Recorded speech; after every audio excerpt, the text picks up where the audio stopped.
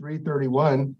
Welcome to the City Council special meeting, American Rescue Plan, fund allocation, and final project determination. Today is December 1st, 2021.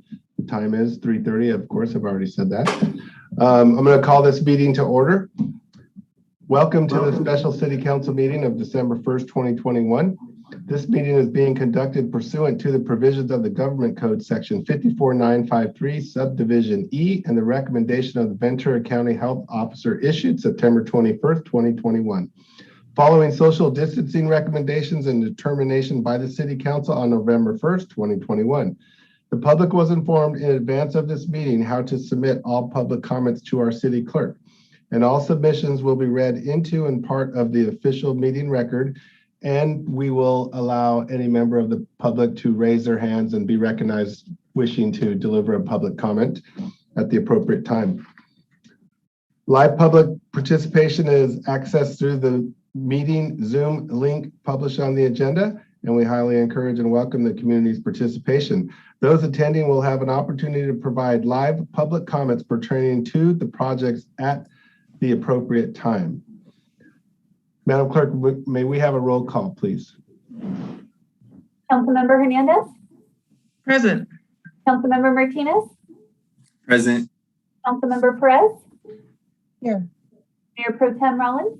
Here. And Mayor Gama? Here. Well, it's not on the agenda. We are going to do a flag salute. So, Charles, if you could, please. If you could, please place your right hand over your heart and repeat after me. I pledge allegiance to the flag of the United States of America and to the republic for which it stands, one nation, under God, indivisible, with liberty and justice for all. Thank you very much for that. On November 15th, 2021, the City Council held a special meeting where all projects were initially voted on to separate those which received unanimous approval. Today, we have the opportunity to look at the remaining projects and allow for additional discussion prior to voting on the projects. After the city manager's presentation, but prior to the initial roll call survey, we will hear any and all public comments, so those can be taken into consideration prior to our votes. At this time, I'd like to call on our city manager, Mr. Connors, and he will provide us a report on the American Rescue Plan Act. Thank you, Mayor. Honorable City Council. This is a revisit from and a continuation from the previous meeting. ARPA funding requirements and guidelines remain the same. Just a quick recap of what we did last time. We did a quick run through of 28 projects. And we did initial scoring in terms of yes, no, or table votes. Going through that process, we identified all projects that had tabling that required additional discussion. There were some projects that were all unanimously voted as yes. And those projects, in addition to one other, were reviewed and approved for a total of 8 projects approved. That leaves 20 projects for council that have been tabled for council to review, discuss, and then vote on. And with that, I'll return the process facilitation back to you, Mayor. Thank you. At this time, we will now hear any public comments pertaining to the American Rescue Plan Act fund proposed projects. Any comments from those who are participating live with us? We'd like to ask that you use the Zoom raise your hand feature so that we can call on you during the appropriate comment times. Staff will unmute your mic, and you will have 3 minutes to provide your comments. Does anybody have a public comment tonight? Madam Clerk? I'm not sure. Mayor, the first hand I see is from Daniel Mora. Okay, thank you for that assistance. Daniel Mora, you have 3 minutes from the time you start talking. Okay, perfect. Thank you. Sorry, it took me a second. Well, thank you. And thank you for taking public comment on this. My name is Daniel Mora. I'm with the Central Coast Labor Council. We represent over 100,000 workers and their families on the Central Coast, including workers in Ventura County and in Port Hueneme. Just on behalf of the Central Labor Council, I just want to urge City Council to consider a premium pay grant program for grocery and drug retail workers in accordance with the ARPA recommendations. ARPA stipulates 6 uses for these funds, and that includes premium pay for essential workers. Grocery and drug retail workers have been on the front line of this pandemic for the last 20 months, basically. And when businesses across the country, including locally, were forced to shut down or go remote last year, including a lot of us, I think, myself included, grocery workers and drug retail workers were physically going to work. And they were physically going to work and putting themselves at risk to keep our community and our economy going during the lockdown, during this whole pandemic. Also, I believe at the time last year, they were in an economic situation as well, where because of unemployment plus the federal benefit of $600, they were in a situation where they could have had more income staying home, but they went to work and they put themselves at risk and potentially put their health at risk. And many of them got sick in order to show up to work and in order to help their community. Providing a premium pay grant for these workers would recognize the sacrifice they've made, as well as the challenges that they actually continue to face during this pandemic. They still face significant risk, grocery and drug retail workers. They face significant risk due to new variants, which obviously we're seeing happening in real time right now. There are surges that continue to go up and down of infection rates locally and nationally, among other risks of infection, which would generally be indoor crowded areas. Some places might have lower ventilation than others. So there's just general risks outside of the major news stories. Yet they continue to be an indispensable part of our communities. I don't know what's going to happen with the pandemic moving forward. I don't think any of us have a clear grasp of it, but we do know that regardless of what happens, regardless of how good or bad it gets, grocery stores are going to be open. They're going to continue to put themselves at risk. And so I just believe that, these premium pay funds, they would go to local workers as well. It'll actually help our community because they're going to spend it locally, and it'll help us in our economy as well locally. So again, I just ask you to consider a premium pay grant to be distributed to grocery and drug retail workers. I also ask to consider not making any distinction on this potential grant between part-time and full-time workers. A similar situation was in the city of Oxnard when they moved to enact their premium pay program. They actually did not make that distinction because everybody who worked under the basis that everybody who worked at these stores were at significant risk regardless of the hours that they worked.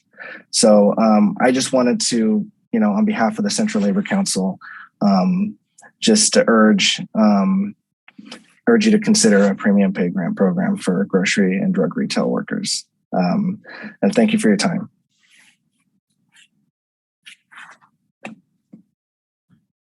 Mayor, the next hand that I saw was Rachel Torres.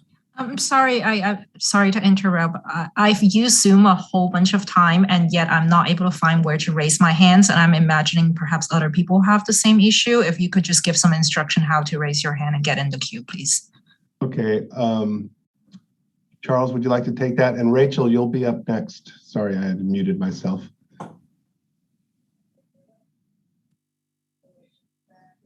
Is everybody clear on how to, if you use the raise your hand feature, we'll recognize you as a public comment. Does that help, ma'am? No, she wants to know where the button is. It should be at the bottom of your screen if you use your mouse. Are you using a computer or a tablet? A phone.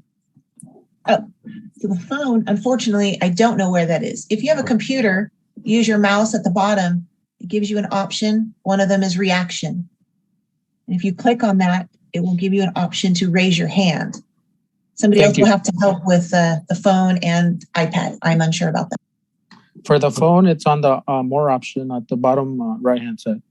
Thank you, Luis. Okay, Rachel, are you ready to go? Okay, you're on. Thank you.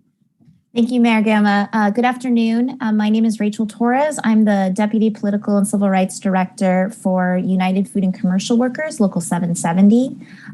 We represent over 31,000 essential workers in grocery, drug retail, cannabis, and meatpacking workers, all of them deemed essential during COVID-19. As Dan eloquently stated, grocery workers, drug retail workers suffered a huge brunt and continue to as a result of the pandemic. They've served our community bravely, risking getting sick and bringing it home to their families. Continued changes in variants, anti-maskers, anti-vaxxers using grocery stores and drug retail stores as a place to issue dissent. We're now seeing such a high rate in theft, and grocery and drug retail workers are subject to violence, to harassment. One of our members was actually killed as a result of a theft involving a carton of beer. And so we really want to thank the council for bringing this forward, for including grocery and drug retail workers in the overall budget of the American Recovery Plan Act funds. This is a huge deal for grocery and drug retail workers who really do only make above about minimum wage, whereas other workers who have been through this situation, have a very different experience of it. I do want to highlight, though, the concern that we have around differentiating between part-time versus full-time workers.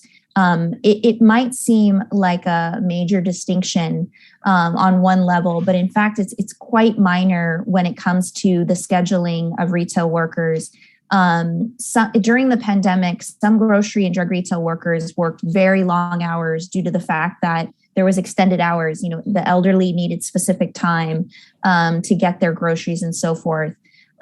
These are also the folks that have been helping distribute the vaccine through the pharmacies of drug retail. So the hours and the mode of operations changed by the day, by the week. Full-time workers might not have gotten the normal amount of hours due to changes in the pandemic when restaurants began to reopen. So to make the hard line of a distinction, we don't feel is fair at this point. We understand that this is part of a broader budget and there's many concerns. And so we deeply respect all the various components of this budget. It is a moral document, and we know that your staff and the council has done a tremendous job in reviewing all the various pieces. But we really do urge the council to do what the city of Oxnard did, which is to create a flat rate. It is the simplest, it's the most understandable, both for companies and for workers themselves. And we believe it will do the best in doing what the spirit of this, the act intends. We really thank you for this time. Thank you, Rachel. I'd like to now call on Adrian Puentes. Hi, good afternoon. My name is Adrian Puentes. I was a assistant produce manager at Ralph's on Channel Islands since 2007. Up till recently, I was the shop steward for the whole store. I'd like to tell you that being the shop steward, you get a perspective of the employees and how much stress they're under as we went about working under the COVID situation. Please be aware that as a shop steward, I was also forced to talk to everybody and trying to appease everybody as far as how much they were stressing out at work every single day. Please also keep in mind that not only was business increased during that time, the number of people coming into the stores was more than threefold of normal businesses. We ended up seeing huge numbers of people walking in. Just in the form of transactions, I was able to see a threefold increase from the time the pandemic started and going forward. Remember that all the employees were very scared as far as how they were being affected by the virus, as far as bringing it home to their families. I myself would have to come in through the back door when I come home from work, dispose of my clothes into the washer and dryer, take off my shoes, and take a shower every night because I was afraid of bringing it to my family who have underlying conditions. Because of this, we're very, very happy that you're considering these proposals. And I ask that you please do your part just like the city of Oxnard did. I've talked to members in the city of Oxnard, grocery store members, and they're very, very happy that they got this feature. And please consider the risks that all these employees were taking as the mainstream of America was sitting at home doing Zoom meetings and working from home. We were not able to do that. We still had to stock the shelves and put up the produce and cut the meats and make the sandwiches and make the fried chicken that everybody likes. And I appreciate the offer to be able to talk to you guys on this. Thank you. Thank you, Adrian. And you have always provided me excellent service. And I really appreciate the fact that you cut cabbage in half for me when I ask you. And, I see you in the workplace, and I agree that you're a fabulous provider of service. Thank you. We'll now call on Jean Tong. You're on mute. Can folks hear me? Yes. Okay. Thank you so much, City Council of Port Hueneme, and thank you, Mayor, for giving us this time. We're really, really excited. So my name is Jean Tong. My pronouns are she or they, and I'm a union representative for the area. I represent about 1,000 members in Ventura County and all of Hueneme, including the Ralphs that Adrian worked at, and also the CVS in the same plaza, as well as the Rite Aid. I'm actually going to use my time today to speak or to share with you the statement that was written by one of our shop steward at the Rite Aid on Channel Islands, because she is at work and not able to join. So here we go. Good afternoon. I would like to thank the council for taking up this matter regarding essential workers and the American Rescue Plan Act. My name is Joyce Robinson, and I am an essential worker. I work at the Port Hueneme Rite Aid and have been a part of this community for over 50 years. When COVID-19 took a hold of our community, our world I find myself in, as well as my coworkers, is to struggle to stay safe, to stay well, and maintain our sanity. Yet never wavering, we went to work and still working to serve our community. Many of us got sick, and some of our members lost their lives. We worry about taking the virus home, and I have a very vulnerable family member that I constantly worry that I would infect. It was and still remain a scary and challenging time as the pandemic is not over. I appreciate the council considering releasing the funds for the American Rescue Plan Act to include retail grocery workers as well as retail drugstore workers. I would ask that you vote to support us, your hometown essential workers. Thank you, Joyce Robertson. Thank you, Joyce, and thank you, Jean. Next, I'd like to call on Luis. Hello, everyone. Thanks, Mayor and the Council of Port Hueneme for, giving us a chance to, voice our day-to-day challenges. I think Adrian spoke very clearly of some of the points I wanted to touch base on. I actually transferred from the Ventura store, which is a much larger store, to Port Hueneme. And one of the reasons why I took the transfer was because of the amount of people that we had in Ventura. Once I got to Port Hueneme, I was wrong. I mean, the amount of people, like Adrian said, that were still coming in, amazed me. There was certain times where, at one point we would have to, close the doors to keep people from coming in. And, they had somebody at the door to try to stop customers from coming in. But some people would still try to come in. Like Adrian was saying, you know, I would, you know, I'm a father of 3. I have 2 boys and a girl. I have a 1-year-old, 3-year-old, and a 5-year-old. It was very hard. You know, I can say that at my first year at the Port Hueneme Ralph's, I haven't called out sick. The only time that I couldn't make it to work was because somebody in my family was exposed. And I can say that I'm COVID free. I'm fully vaccinated. I show up every day to work, you know, ready to, you know, fulfill my duties as a Ralph's employee. And as I spoke to some of my colleagues at work today, they were just wanted to, you know, give you, Mayor, and the City Council a big thank you for, you know, taking us into consideration. And maybe we can go in the right direction with this. And thank you very much. Thank you. Councilmember Perez, your hand is up. Are you wishing to make a comment? I just want to, before we get into everything, I wanted to say a few things. So whenever that's appropriate. Now would be okay. Right now? Yeah. Okay. Please. So I wanted to thank everyone for coming in, but I did want to make mention to my colleagues and those who have a vested interest in this that unfortunately we cannot be compared to Oxnard. We only received 5.5 versus Oxnard's 50. And we have 7 million in projects we have to agree or not agree or reduce in some way. We can't, unfortunately, we can't fund every project that's been requested. So in order to make everything fit, we have to reduce funding in some areas, say no to certain things.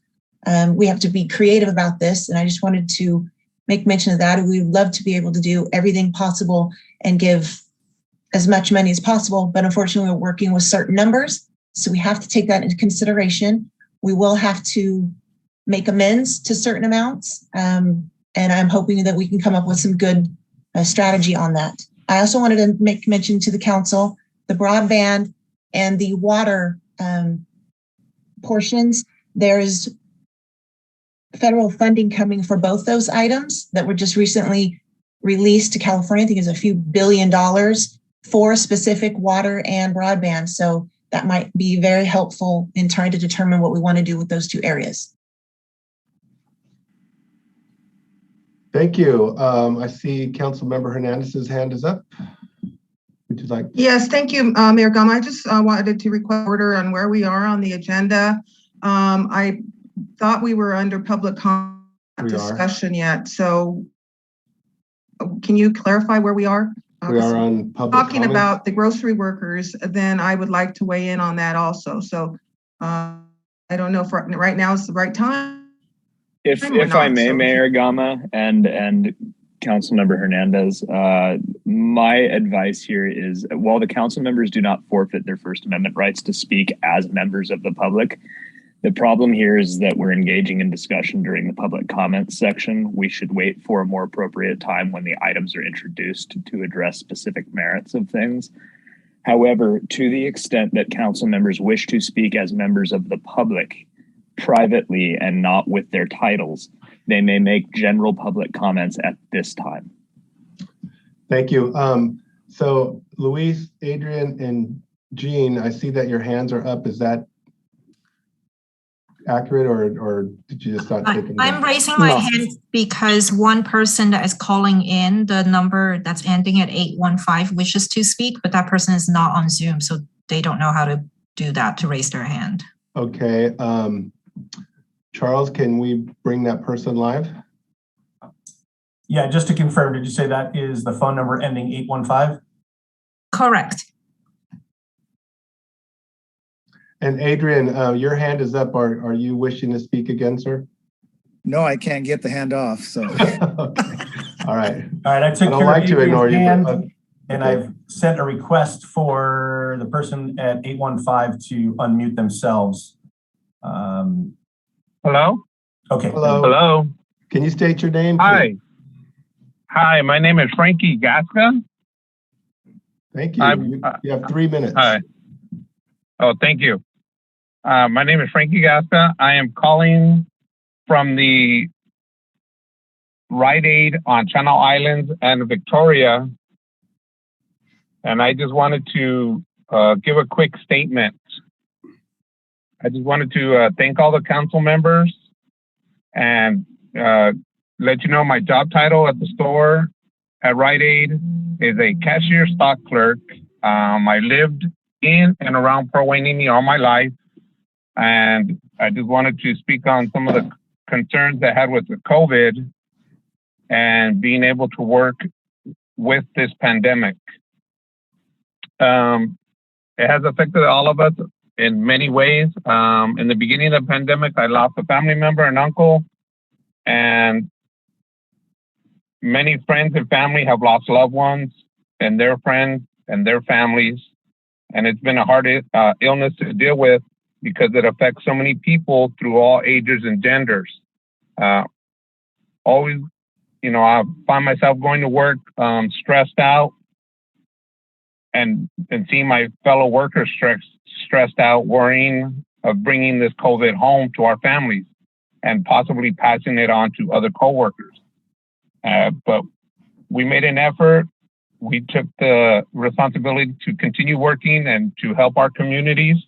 And doing so, you know, I commend you guys in taking this onto the agenda because this would help us to have a little bit less stress in our lives, knowing that if we do fall ill or are unable to work because of the COVID, you know, that there's a little bit of help that could help us get through these hard times, just like everyone else in the world is going through hard times.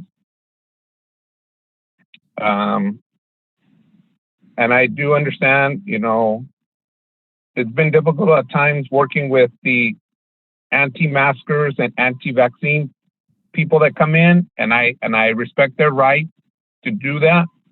It just, you know, at times we've seen it on TV, we've seen it on the news, you know, things can be very difficult. And, you know, frontline workers, unfortunately, are taking the big brunt of that. But we still continue to come into work and do what we can to help out. And in doing so, we've been keeping our stores clean, keeping the shelves stocked as well as we can, and just coming to work and staying healthy. And I just wanted to say, I think the hero pay or whatever we're calling it would be something good, and that it shouldn't matter whether you're full-time or part-time or different categories or so forth, only because this virus is a 24-hour-a-day virus. It's not just in the morning, it's not just in the evenings, it's all day, every day. And everyone that is doing this, working on the front lines, is doing it 24 hours a day, whether they're part-time or full-time. And, you know, I think we should just make it easy across the board to show that we're all in this together and that we're going to get through it together. And that's all I have today. I just want to say thank you again, Council, for taking this into consideration. And I will see you at our Rite Aid store in the future. Thank you. Thank you very much. And we appreciate all of you for coming in and speaking to us on this matter. Are there any other individuals wishing to make a public comment? I'm not sure if I see everybody on my screen. I don't see any hands. I would like to ask for a little point of clarification. Do I have to make a motion to move item 23 and 24 up to the front of our agenda so that we could deal with premium pay for frontline workers and special pay for city employees before we get into anything else? Is that appropriate, Mr. City Attorney? Mayor Gama, a motion to reorder the priority of items is appropriate at this time with a second and majority vote. Okay, yeah, because it wasn't on the agenda, so I was just, okay. So I'd like to make a motion to move. Mayor, sorry for interrupting. I do see, if you are willing to extend public comment, I do see one additional hand has just been raised. Okay, absolutely. Emilio, I think that would be you when you're ready. Unmute yourself, and I'll start the clock for 3 minutes. Go ahead, sir. Thank you. Council members, can you guys hear me? Yes, sir. Very good. My name's Emilio Lopez. I work at the Rails on Channel Islands, And I just want to touch upon all the different things that everyone has talked about. And I absolutely agree with every one of them. And I just wanted to say thank you to everybody for taking the time to take us into consideration. I know there's other projects and things going on in the city of Port Hueneme, but I do know that it would be very helpful to everybody being a frontline worker. I really would help appreciate the token, I guess you could call it. Just to be considered is a privilege. Putting our lives on a daily basis, and this pandemic has been difficult for a lot of people. Getting sick and trying not to bring home any kind of COVID or any Omicron or anything like that home to our families is difficult. And I just want to say thank you to you, Mayor, and the City Council for hearing us all out. I appreciate it. Now I yield my time. Thank you. Thank you, Emilio, and I appreciate your service as well. It's nice to see people in our community here participate in our meeting. Okay, so I'd like to make a motion to move item 23 and 24 of the small business and targeted industries to the top so that our guests can not have to wait so long. Do you have a second? I'll second. Thank you. Madam Clerk, may we have a roll call vote, please? Mayor Gama, Yes. Councilmember Perez, Yes. Councilmember Hernandez, Yes. Councilmember Martinez, Yes. and Mayor Pro Tem Rollins. I think that was a yes, but he's muted.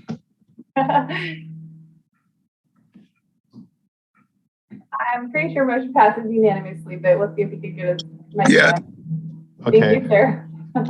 At this time, I would like to ask City Manager Connors to introduce premium pay for frontline workers.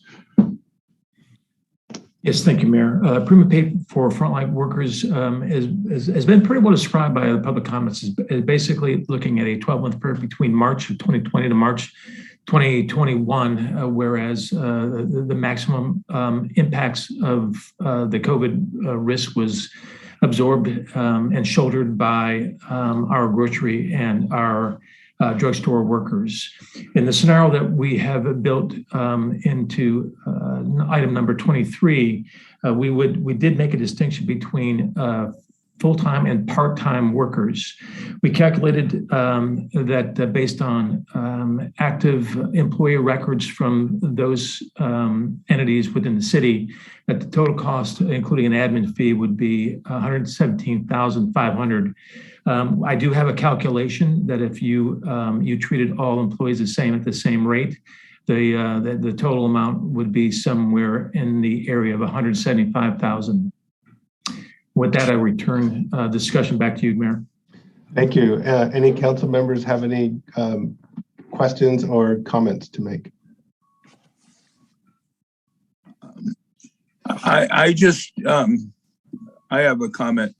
How many people are included as part of the essential workers? I've heard fairly clearly right now that the grocery workers and the drugstore workers, but does this also include like the convenience store workers, the hardware store workers, those who were serving food to go? Let's see, what other options are there?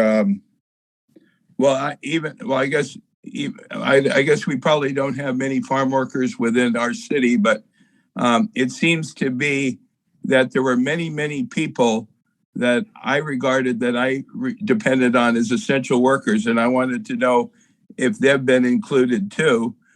And then the amount that was proposed, how much is that per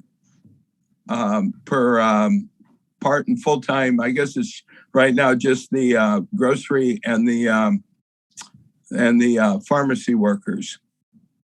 I guess I'm addressing that to you, City This Manager. only includes, Mayor Pro Tem, this only includes grocery and pharmacy workers. When I say grocery workers, it also includes markets that are a little bit smaller version of a grocery store. The total number of business, I think, is somewhere around 5. The pay amounts as presented, $1,000 roughly per month for a full-time employee and $500 per month for a part-time employee. And they had to work at least 9 months within the March 2020 to March 2021 time period. Does that answer your question, sir? So basically each full-time and possibly part-time person would get $12,000 from this fund. Per month. Oh, I'm sorry. It's $100 a month, not Okay. I apologize. $1,000 total during that period, $500. Okay, so how many of those workers then also received? I think didn't the federal give out $1,200 for people who are under a certain? I know, like under a certain income level. How much was given out by the federal during this period of time? Mayor Pro Tem, there was a number of payments with multiple different conditions associated with family size, et cetera. So we have no way of knowing what other compensation was received as part of a grant from federal or state government. So I think if, and I may be wrong, and please correct me, anybody who knows that, people under a certain income level would be got close to $2,400 during this period from the federal government. There were multiple versions of payments directly to citizens of the United States, family size, income levels, all those things. So I can't really give you a direct answer without knowing the specific individual and their conditions. And I guess another question, and maybe towards the representatives, how many people did not work at the groceries and instead went on unemployment and got $600 a week for unemployment? Are they also included in these numbers? No.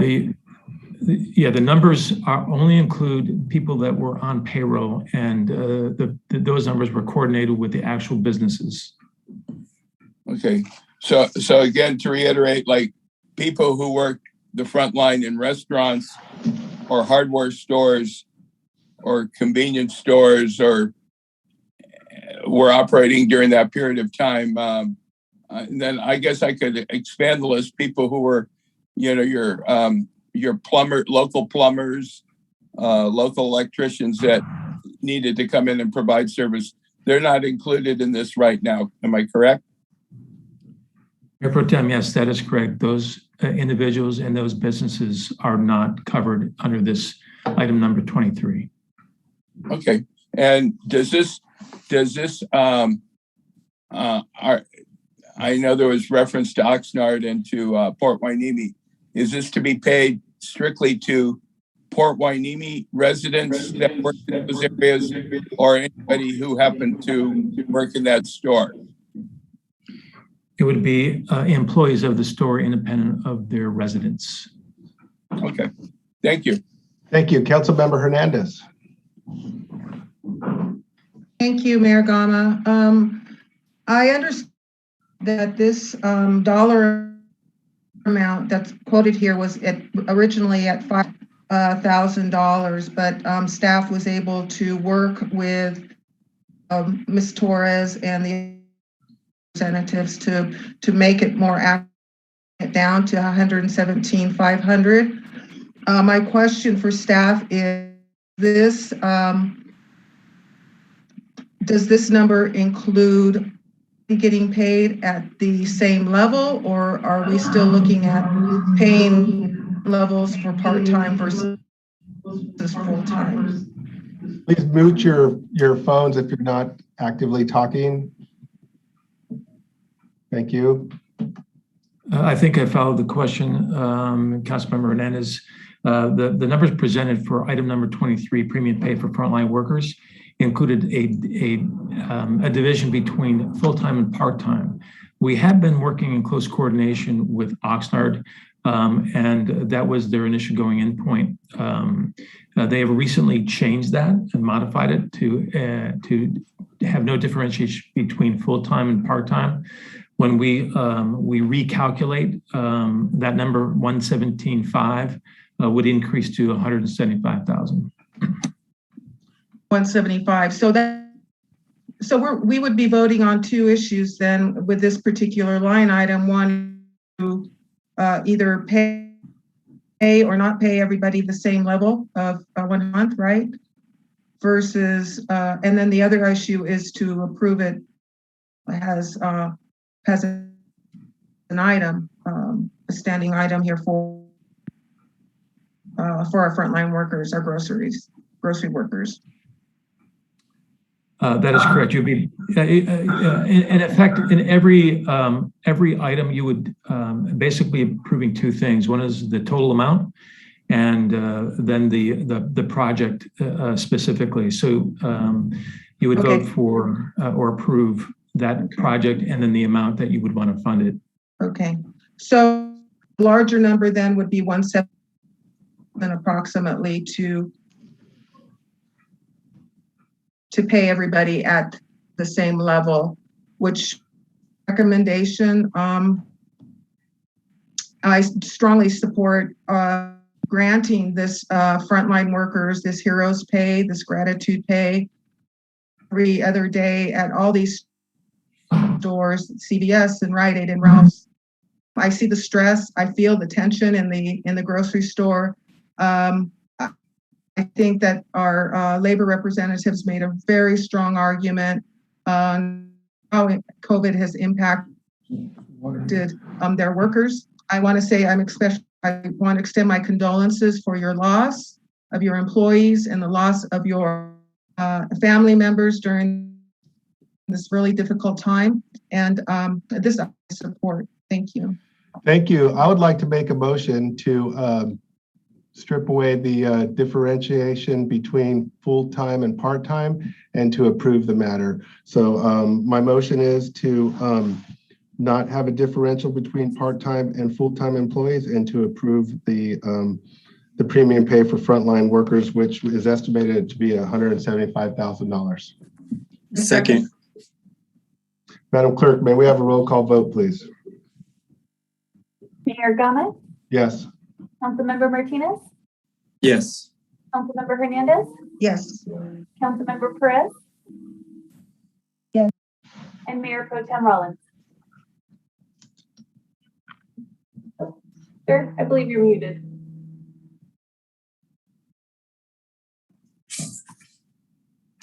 Give me a thumbs up. Okay, I was you can give me a thumbs up if you vote yes. That passed unanimously, sir. Thank you. Let's move on to item 24, special pay for city employees. City Manager, can you please give us a report? Yes, thank you, Mayor. Not dissimilar from the premium pay for frontline workers. We identified a special condition with regard to city employees. Port Hueneme, interesting enough, is one of the few cities where we had very few opportunities to work remotely. Plus, we had all the services that were dependent on. We worked through every surge of COVID. We kept at a high level availability of all our employees to provide services. We never, in that period of time, ever reduced or limited the service based on absenteeism for COVID management. So I'm pretty proud of the team. We did also coordinate with other cities, and we applied a standard of about $100 a month, not exactly $100 a month, for 120 employees that served between the March 2020 and March 21 timeframe. Thank you. Are there any questions for our City Manager? How many of those employees work in the police? Approximately 40. So we have 40 people that work. How many of them are police officers? Approximately 35 or a little bit less than that, 32. Okay, and we have about 100 eligible employees. I'd like to correct that. We have 25 authorized police positions, 20 of which are filled at this time, and we have 10 civilians part of our agency. So while we have 35 to 36 authorized positions, only 30 are filled at this time. All right, so we have 30 employees that work in the police department, correct? Correct, and 20 are sworn. Okay.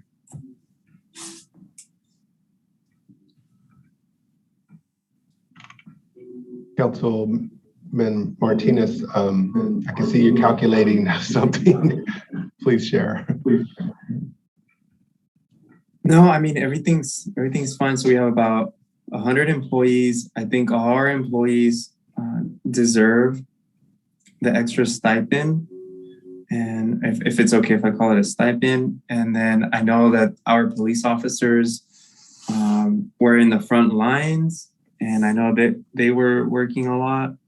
I was contacted by them, and I do agree that they deserve even just at least a little bit more. I'm not sure if anybody wants to put a number. I know many of them had said even if it was, an extra $500. So I wanted a motion to those 30, the 30 employees that work in the, I don't know if we were going to differentiate between the employees or the actual officers in the police department, the ones that were actually like in the front lines. I kind of wanted to hear from the rest of the council. Mayor Gama, motion to request to bifurcate this to separate PD from city civilian employees. Yes, I think I know why you're making that request. Can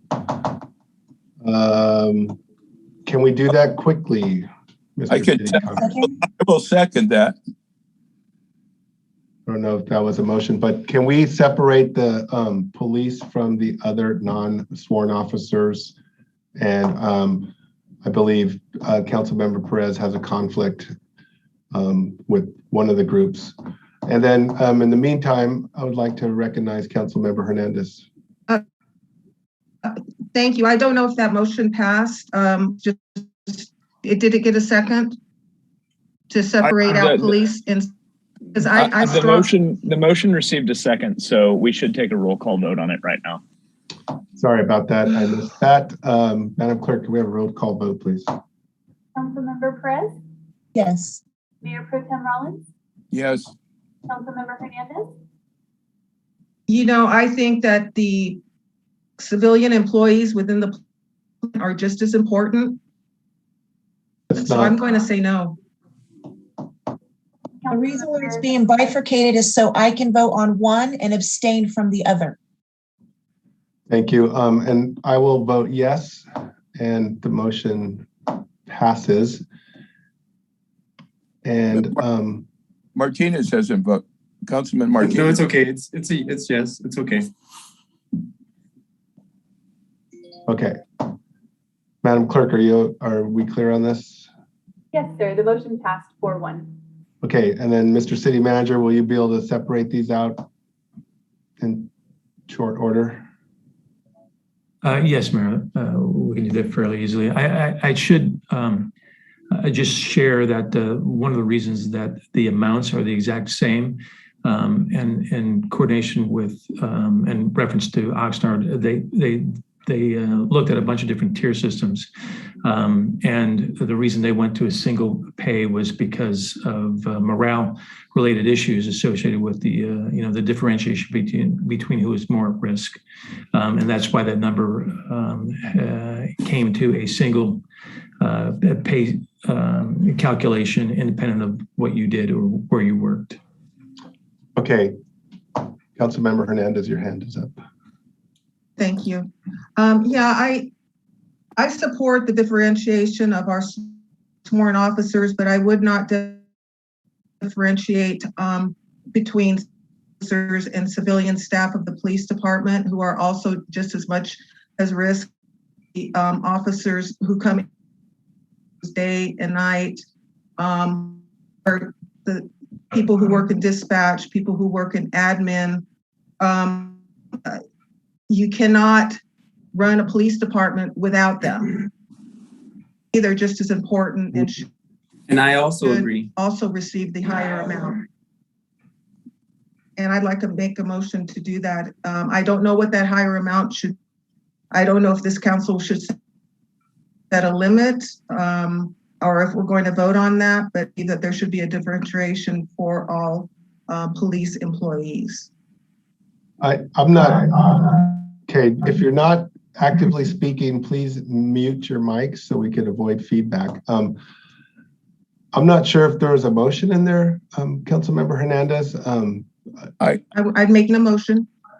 Okay. Okay, so can I have the motion read back so we all understand what the motion is?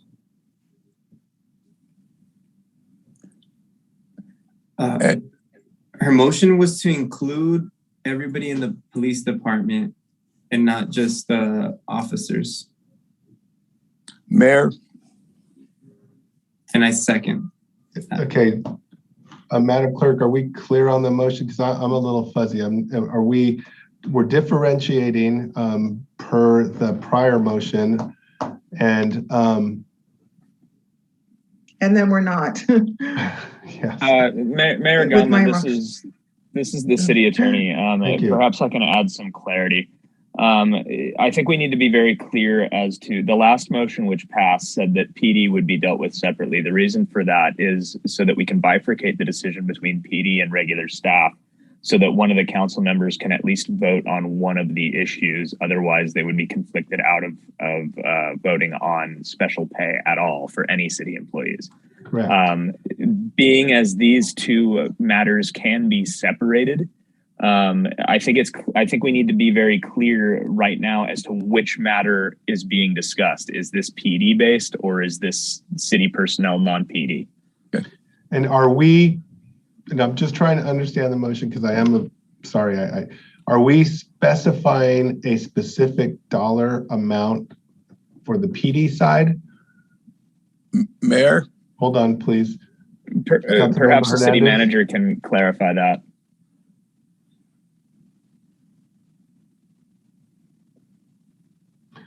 So my question is, are we in this motion that only deals with the police, are we entertaining a higher amount?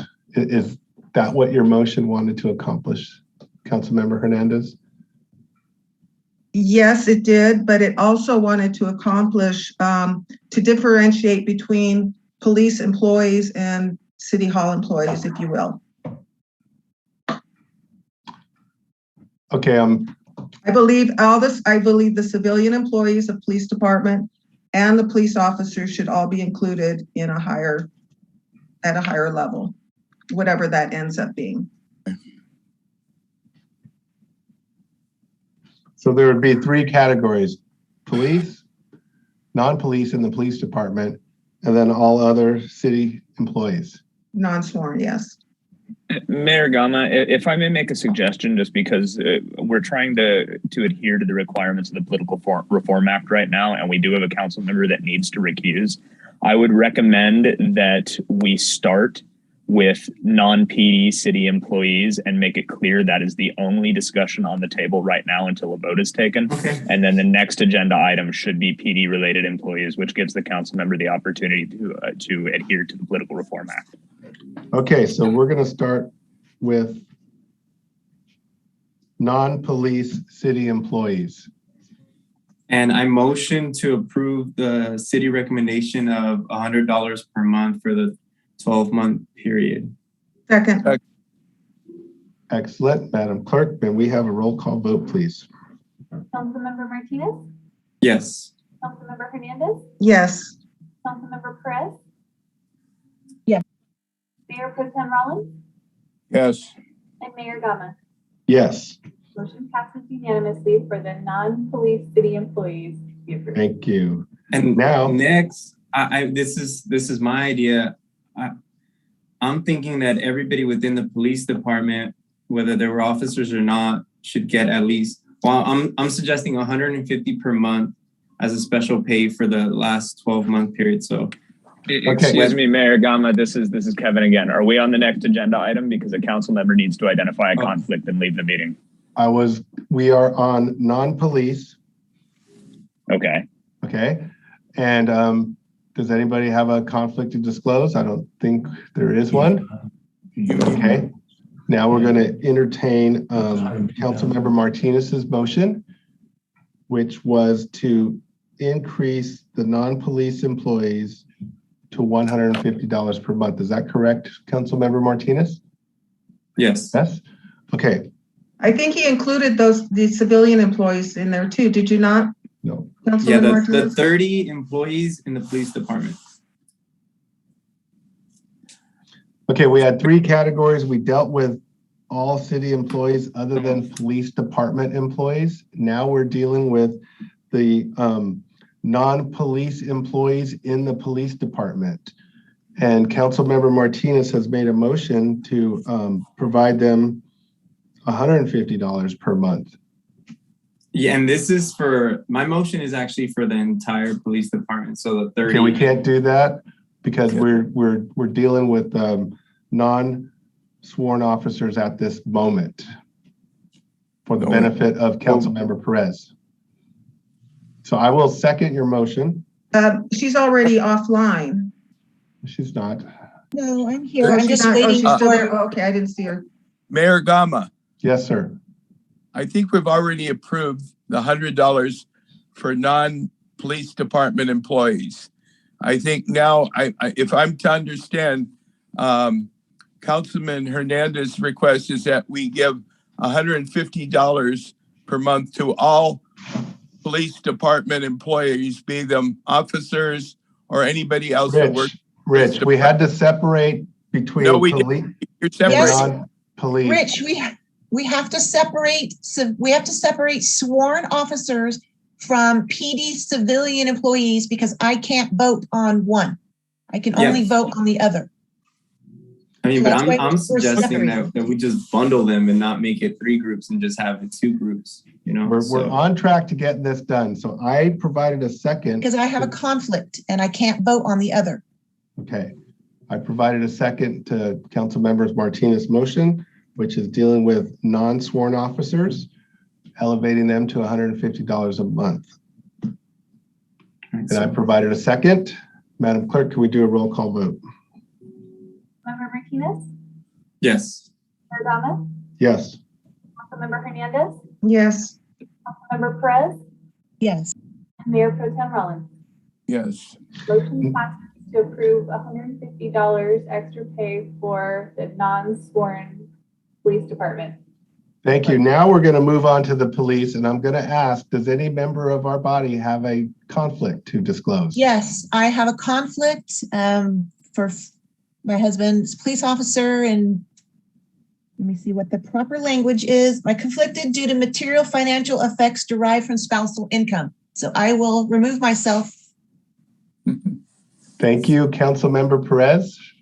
Very nicely done. Okay. Do we have any additional information to consider with police, City Manager?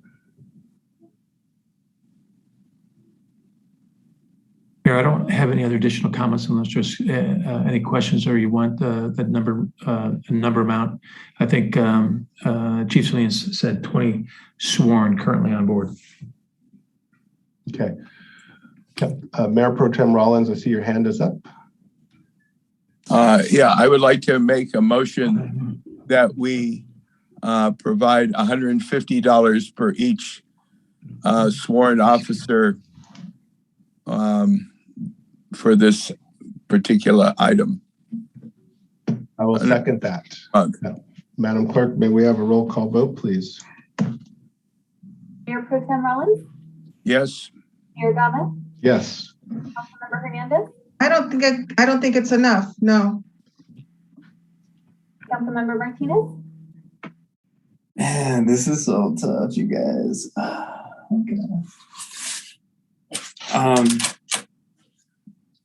Yeah, I honestly I don't think it's enough, but I'm still gonna vote yes. The police officer's been doing a great job. I know many of them had asked and they had said, you know, they even said 150 would be enough, and I had two people tell me that.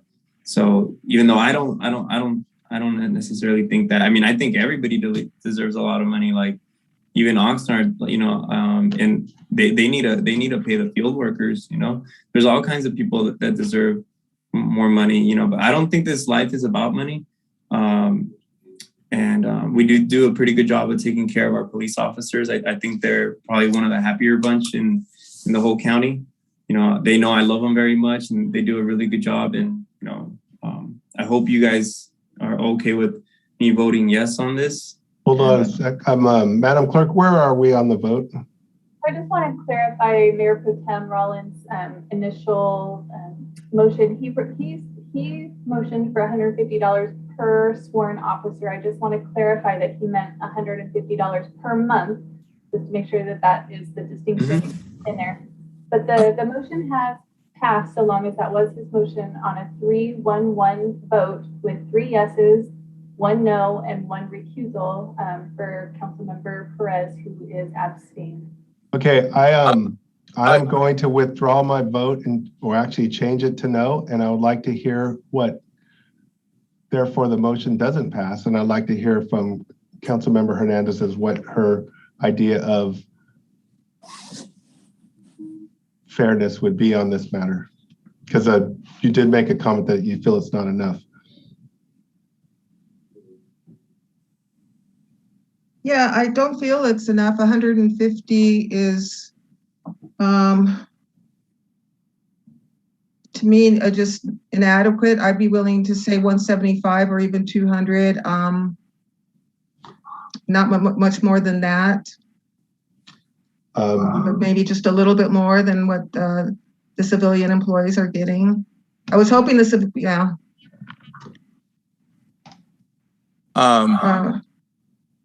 Yeah, I was just hoping a little bit more for police sworn. Okay, I would like to make a motion then that we up it to $175 a month. I'll second. Thank you. Madam Clerk, can we take a roll call vote, please? Mayor Gomez? Yes. Councilmember Hernandez? Yes. Councilmember Martinez? Yes. Mayor Pro Tem Rollins? Yes. The motion passes with Councilmember Perez recused for the record. Thank you. Can we invite Councilmember Perez back, please?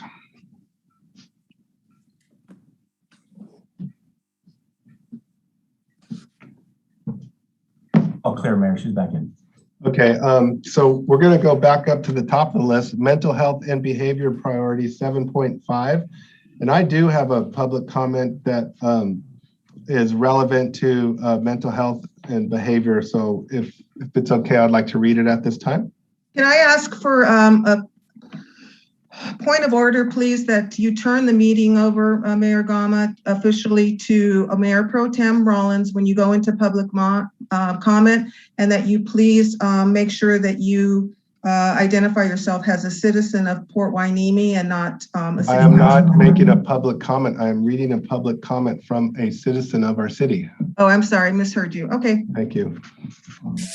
Okay, this comment is received today at 10:30 a.m. from Anna Cho. Can you please put your phones on mute, please?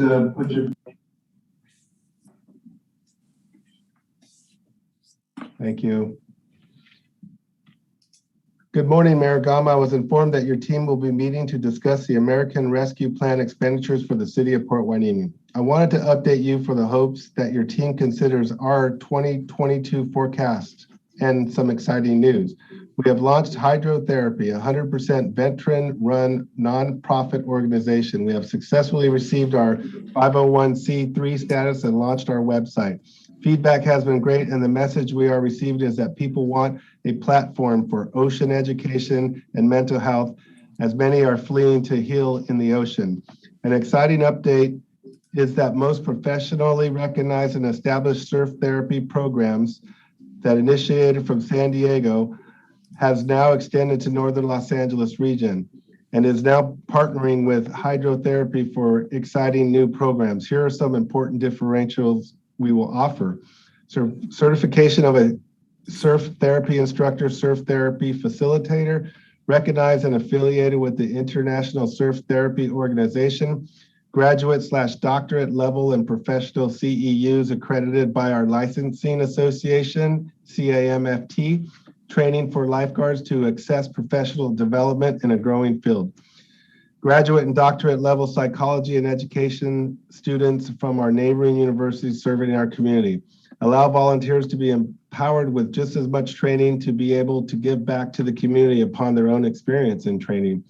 Pilot programs with ideas including parent-child programs, art therapy workshops year-round, build community leaders and creatives to give back their gifts to the community.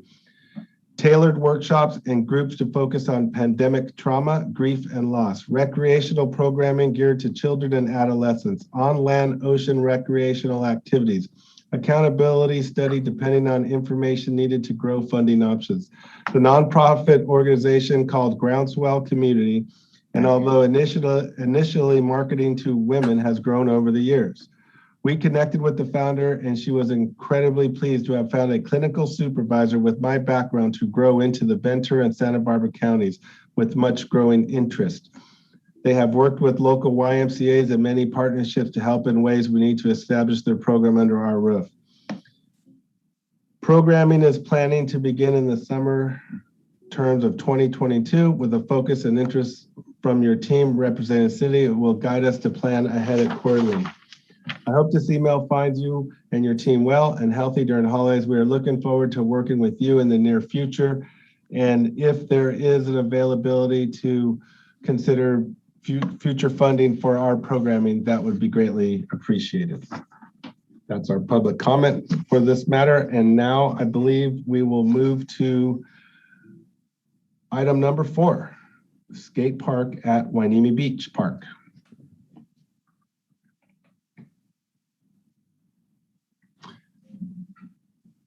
Mr. City Manager, would you like to brief? Yes, certainly, Mayor. The skate park was identified as a amenity and a feature in a park master plan and associated with the Hueneme Beach Park. The rough number magnitude costs are included as part of that master planning exercise and is presented as the total amount here at $400,000. This was identified as a mental health and behavior enhancement for our youth. And this is the only location that was identified as a site during a master planning exercise for our parks. Council member discussion. Any questions or comments? I have a question. What are we discussing? I had to restart even though it didn't work. Thank you for rejoining us. We see you. I see you down there. Yes, Councilmember Hernandez. Yeah, I just wanted to know where at the Hueneme Beach Park we are envisioning the location for this skate park.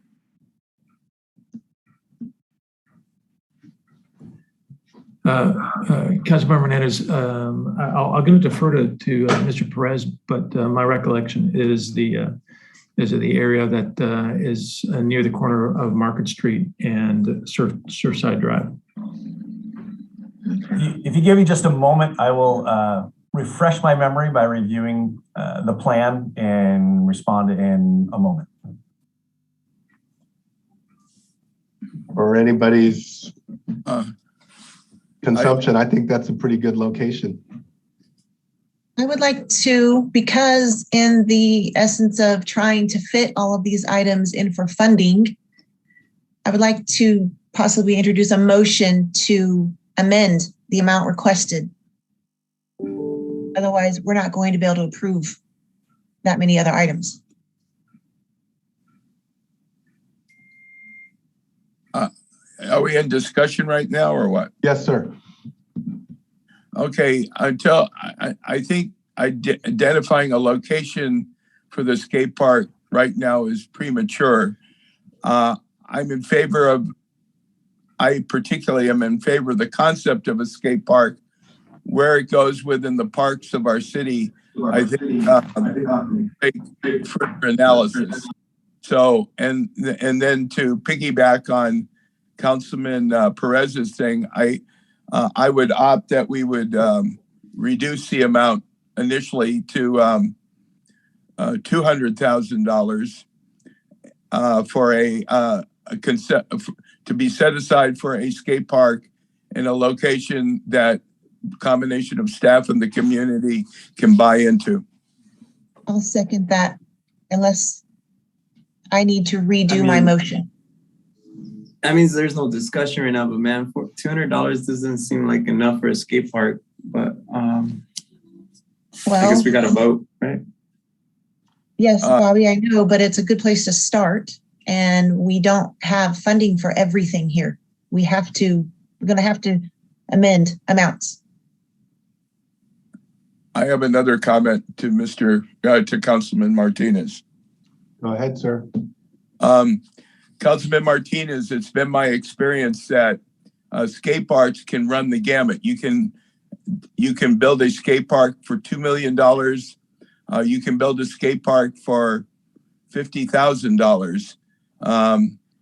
I think more importantly is that we make a commitment right now that we set aside money where the actual location may be at the beach. It may not be, depending on what the community and where the kids are. And I don't know. My gut feeling is that many of the kids are in other parts of the city and might be able to transport more closely to another location. I don't have that at another park. I haven't obviously made that determination, but I think if we set aside money for that, we can have a discussion with the community as where the best place to have a skate park is. So real quick, are you guys saying at least $200,000? So if we have more money at the end, we can add more money to this? Or are you guys just saying, hey, $200,000 and we can't add this later on? Like, I guess this question would be for Kevin. Can we add more than 200,000 after, or would it be just 200,000 and then that's it? So remember, we have 5.2 million roughly to spend in American Rescue money. And we have 7 and change million in projects. So we are going to have to scale back. And we did, albeit increase the spending on the 2 items that we dealt with first, not by a large amount, but we did increase them. And if you look, I don't know if you guys have your printout, but there's a tally of what we've approved already. And mine doesn't total it up. But actually, we've approved 1,030,500 so far. So I think we can designate $200,000 for a skate park and then move on and deal with this later, recognizing that we have our parks plan, we have a CIP project list coming out soon. So it's kind of like parking money for a specific item. And then at the end of this process, we could entertain where, how big, how small, how much cost, and how much additional funding. Is that something that we would be able to work in, Mr. City Manager? Mayor, my only caution is that when you break apart a capital project as part of this ARPA scenario, you're going to have to approve the remainder at some future date out of the general fund.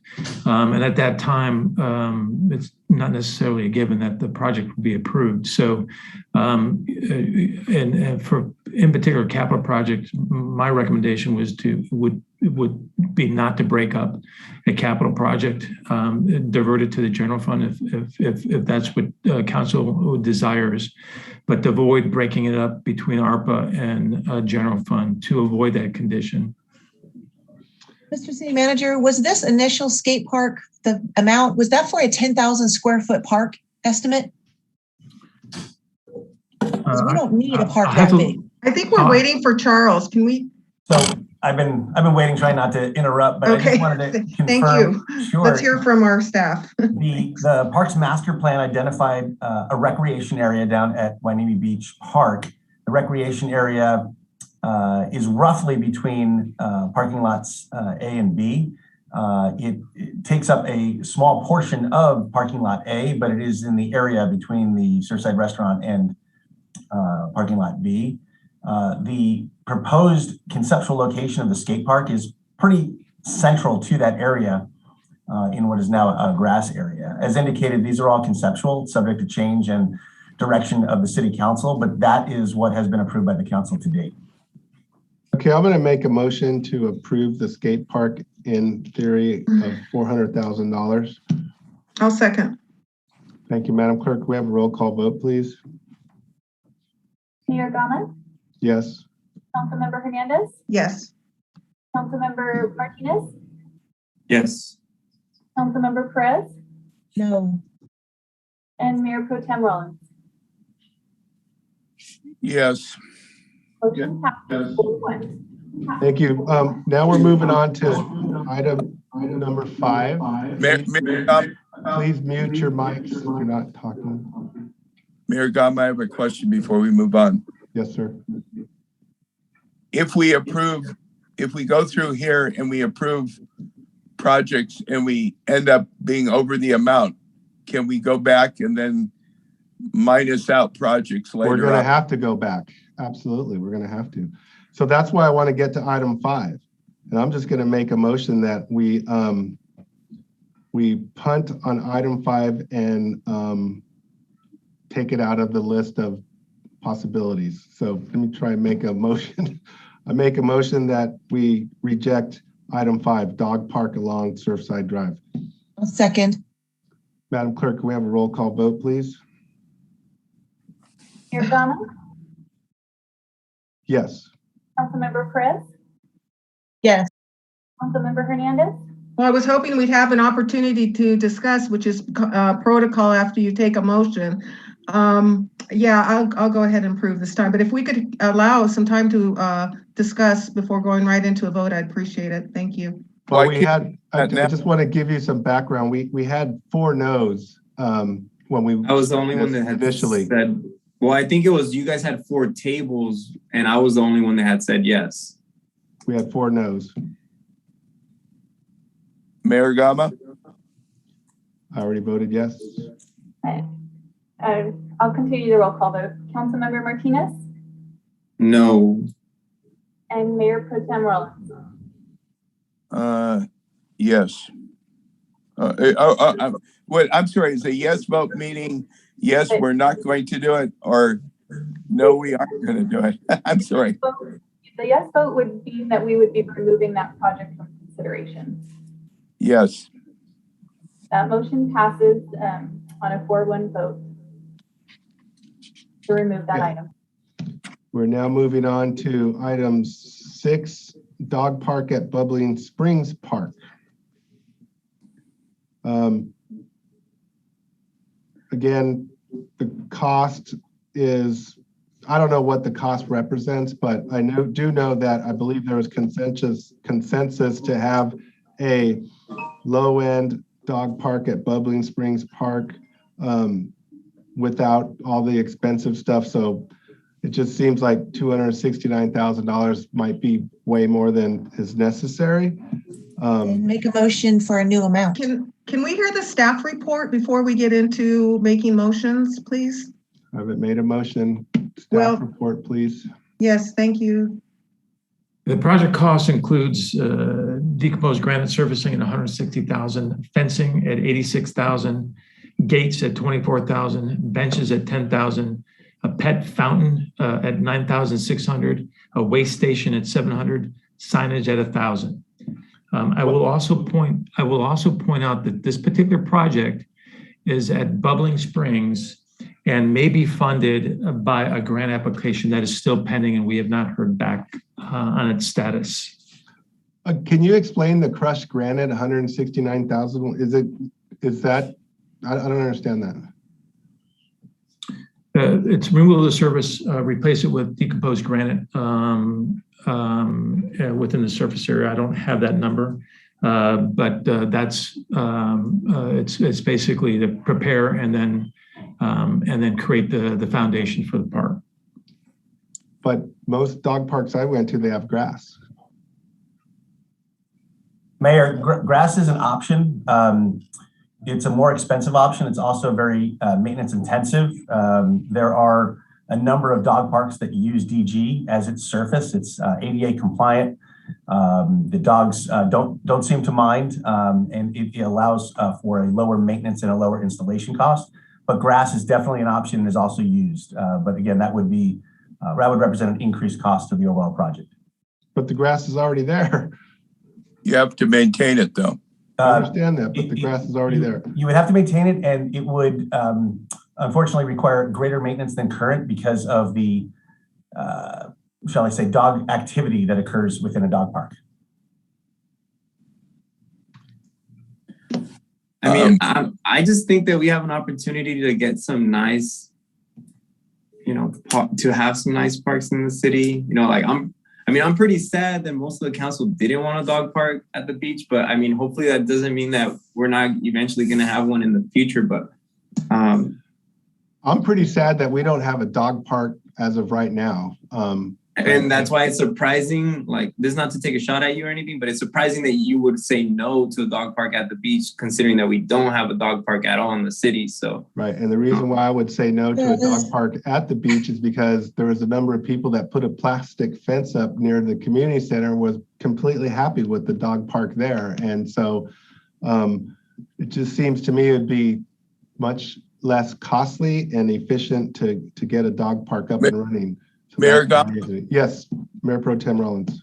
I would like to make a motion to approve the dog park at Bubbling Springs Park for $269,000, but to set it aside depending on whether we get the money from the grant for that project, which would be which we could only spend for Bubbling Springs Park. Is that within our parameter for this American Rescue Plan money?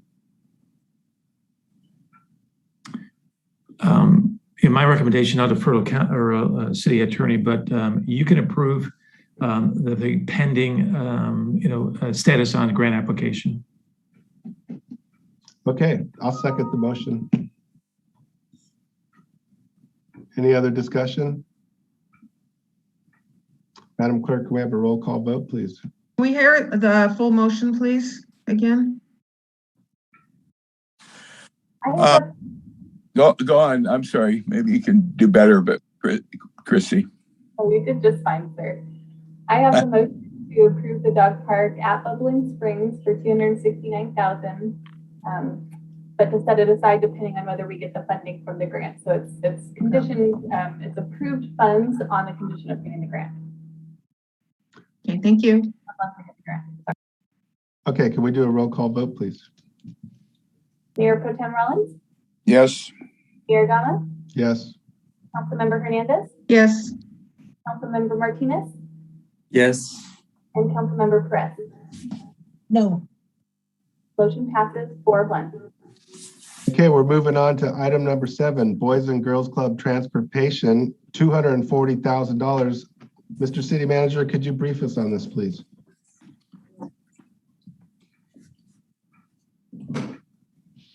Yes, thank you, Mayor. This particular project identifies a transportation need so that services for folks, kids, families that do not have transportation can enjoy not only the Boys and Girls Club amenities and programming, but also programs that we partner on between the city and the Boys and Girls Club.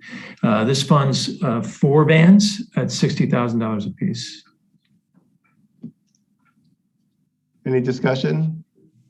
I'd like to offer a motion to amend the amount to 1 van.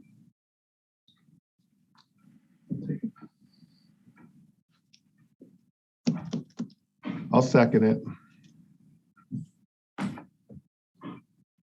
Any other discussion? Madam Clerk, can we have a roll call vote, please? Councilmember Perez, Yes. Mayor Gama, Yes. Member Hernandez, No.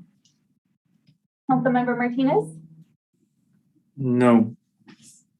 and Mayor Pro Tem Rollins. Yes. Motion passes 3-2.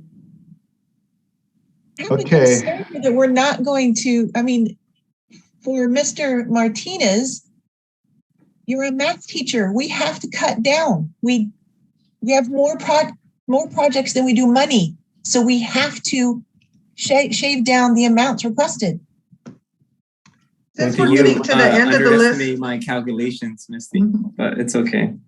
Okay, we're going to move on to item 8. Now, Is that the last item? Because I can't see the entire page. No, we have many items to go. Can they please scroll down so we can see where, okay, thank you.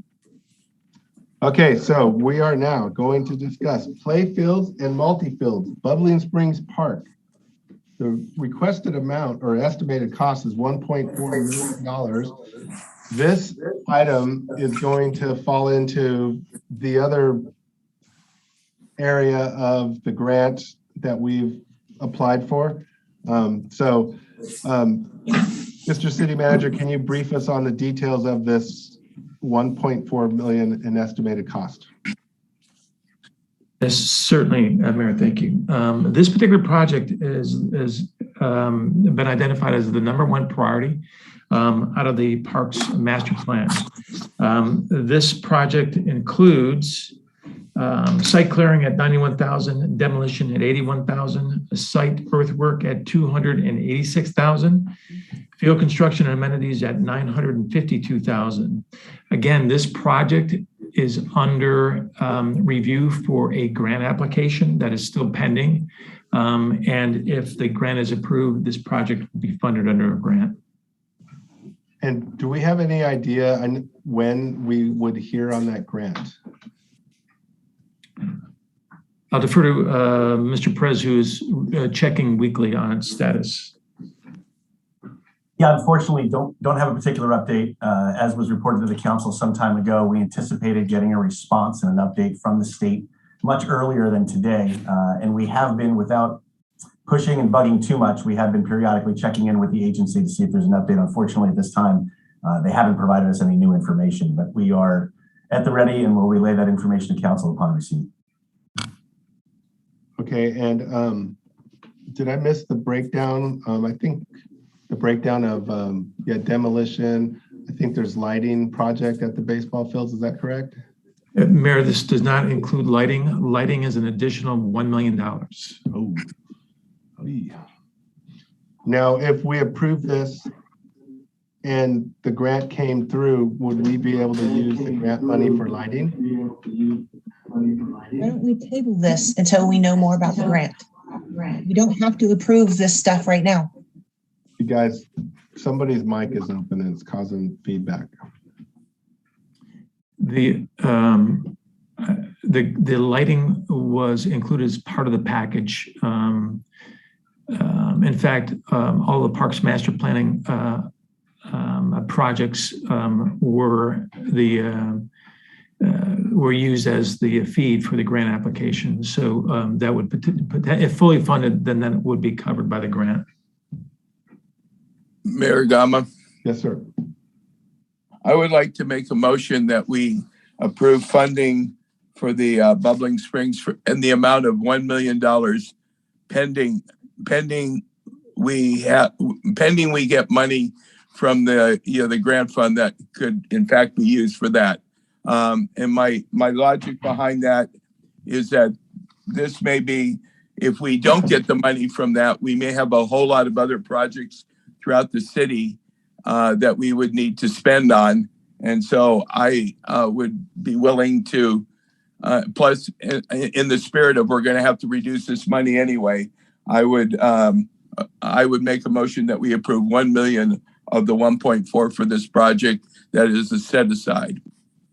Yes, and City Manager Connors, I think you cautioned us to try not to do that. Is that correct? Yeah, in terms of funding packages, my recommendation is to keep construction CIP projects fully funded, so we don't have to go through an exercise in the future to fund it out of a general fund, and it just cleans it up a little bit for full funding for contracting and those type of things. Mayor Pro Tem Rollins, would you be opposed to coming back to this item? And if we could get through as many items as we can, kind of see where we're at. Because maybe there's a number of items that we all have consensus on that we can approve. And then maybe once we get further down through the list, we'll have a good idea as to how much we need to trim, whether we need to trim at all. Yeah, I think that would be judicious. I think since this is perhaps one of the largest amounts and we're going to have to cut back quite a bit, I want to see the project move forward.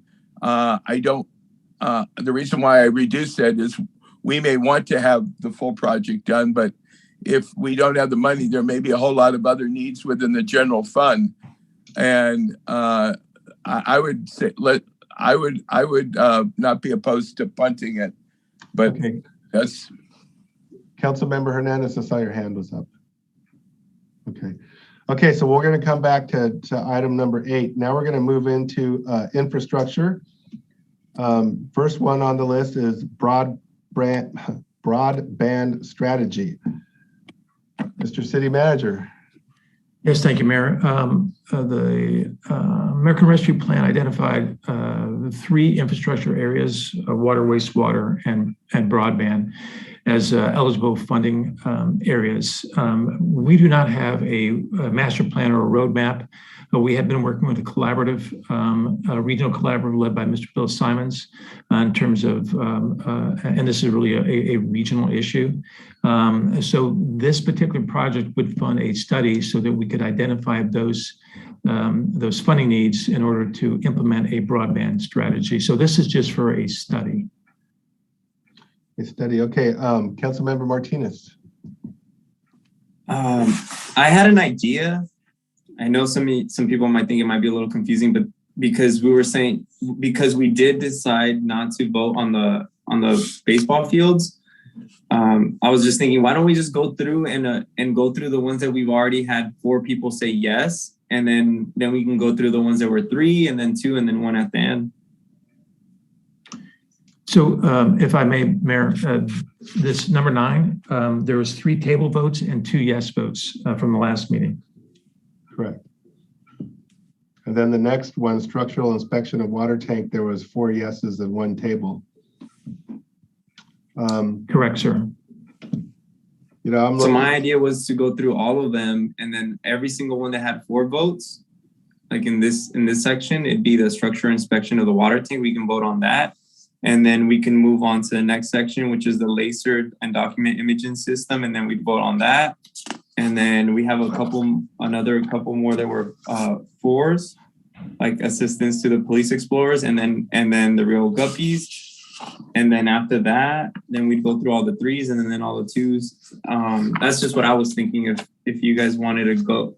It was an idea since you guys wanted to, I guess, go through the ones that we were more likely to approve, and then we can see how much money we have left afterwards. I like that idea. It's a great idea. The problem I have is I can't organize my 2 pieces of paper as such. And so, but you don't have to, because Mr. Connors has it in front of us. I can assist you, Mayor.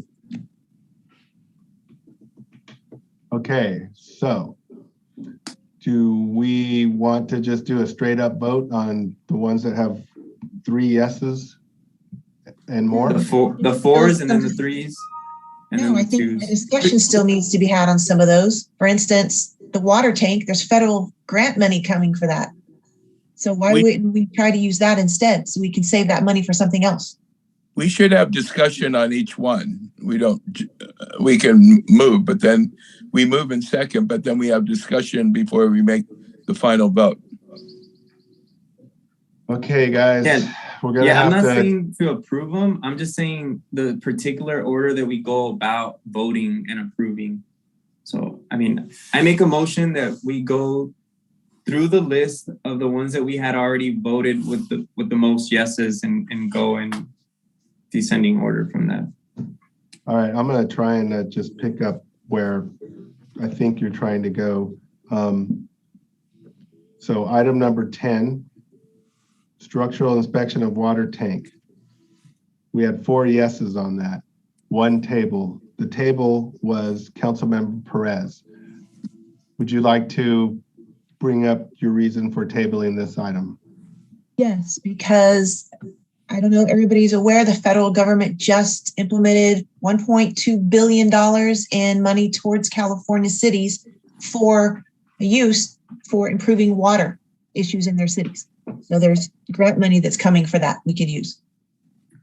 We haven't applied to that though, have we? It hasn't even been implemented to be applied to. It just literally happened last month. And all the particulars are coming out now. I was in a webinar yesterday for the broadband portion, and the water portion will be coming out soon. Good. I'd like to ask Don Villafana to comment on the on this approach of using grant money versus the ARPA money. Okay. With respect to the water tank, I'd like to remind the council is that this has been budgeted. The investigation has been budgeted from the enterprise fund. However, any retrofit has not yet been budgeted.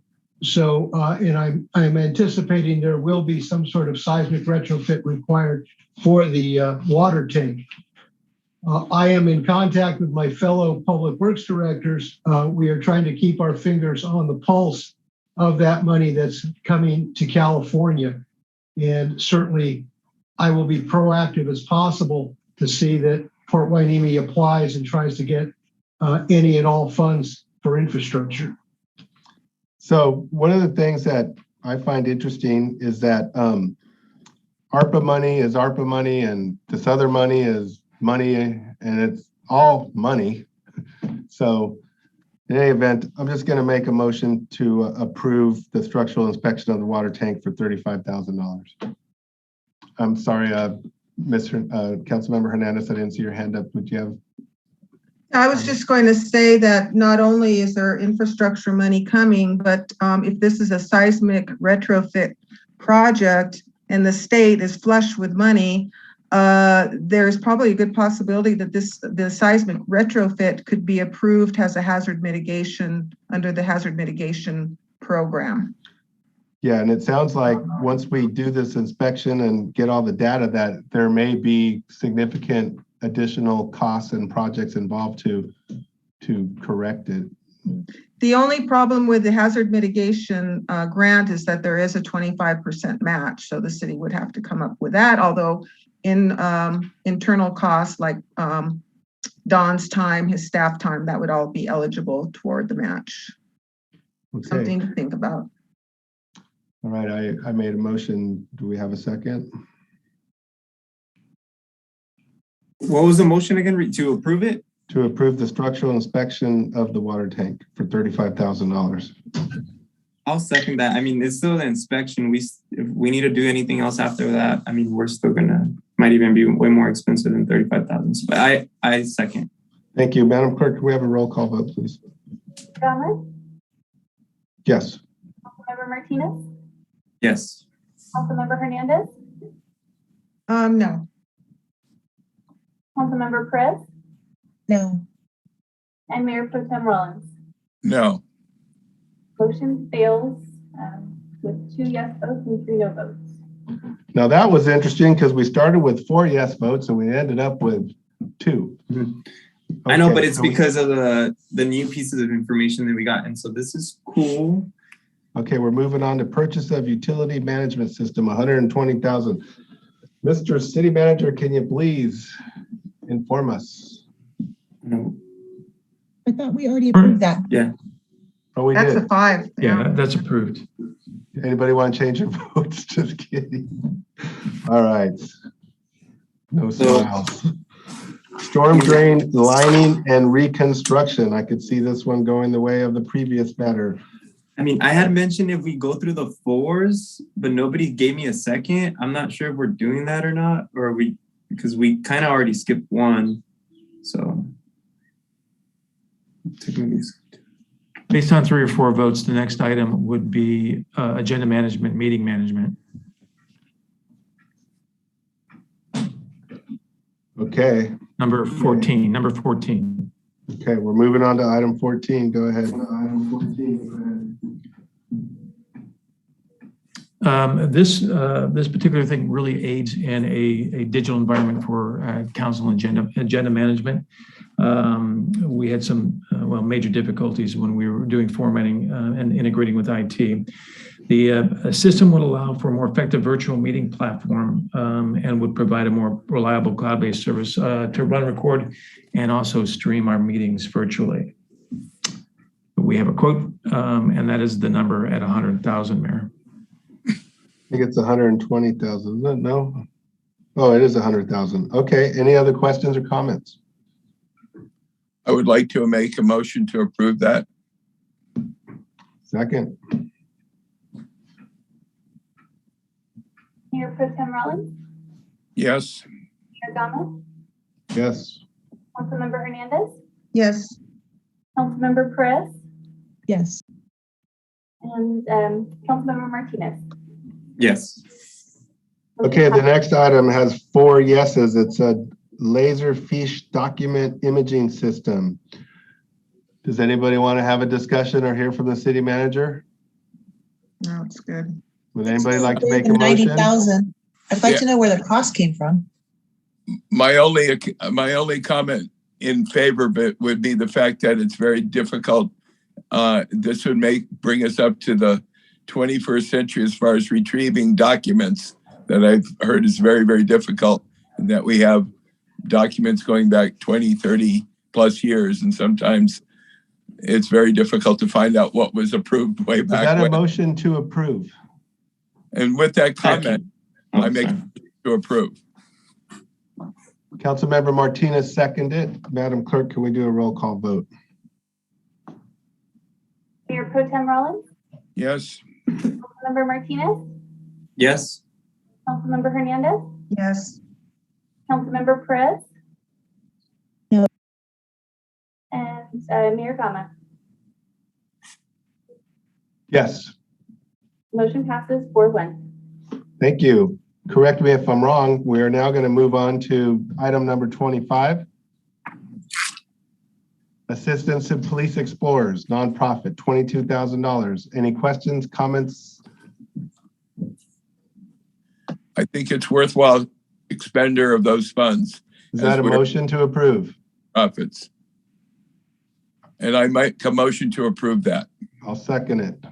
Madam Clerk, can we do a roll call vote, please? Mayor Pro Tem Rollins, Yes. Mayor Gama, Yes. Councilmember Hernandez, Yes. Councilmember Perez, Yes. and Councilmember Martinez. Yes. Motion passes unanimously. Okay, we're moving on to item 26, Assistance to Real Guppies Outdoors Program. Does anybody have any comments, questions, or? Yeah, I would like to introduce a motion to amend. Councilmember Hernandez had her hand up first. Go ahead.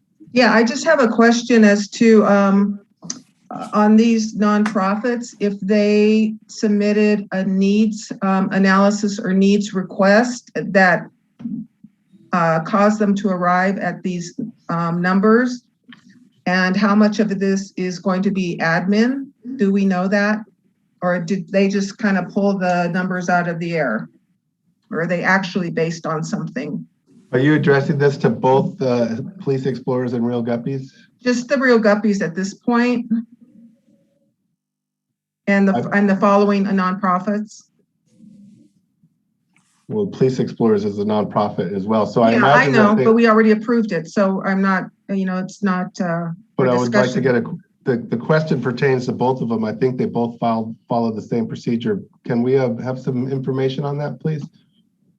Mayor, this is Steve Kinney. The information that I received from Rio Guppy was not so line item specific as to detail and admin cost, but it categorized the expense as primarily support for the books, printing costs of books that they have been doing in the community lately, and then the other general operating costs associated with the boat outing programs that they do for the kids. That's all the information that I have for them. Mayor Gama? Yes. This would be a question to City Manager Connors. As we approve this money to the various different nonprofits, is there any kind of auditing thing that the city would be doing to make sure that the money is spent in a good way? That was asked last time, that same question. Yeah, that's a great question. And yes, both for the Community Benefit Fund as well as ARPA, we will have signed agreements. We will specify obligations in order to receive this money, which will include documentation and audits that they're spending on direct projects that serves the youth and enhances their programming. That agreement is in review with the city attorney and I, and we will use a formal document in order to make sure that that money is put to good use.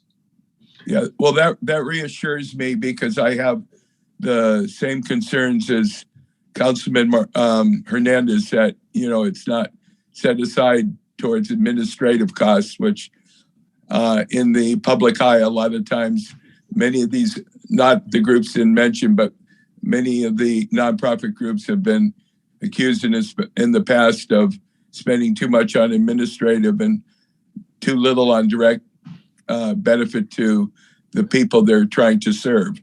So I feel more confident that you're going to be doing the auditing. So is there a motion that's already been made, or I would like to make a motion? Can I just clarify my position on this? I am not against admin fees. I will support admin if it's reasonable and fair. So I'm not opposed to it at all. I find they are necessary as long as they're not excessive.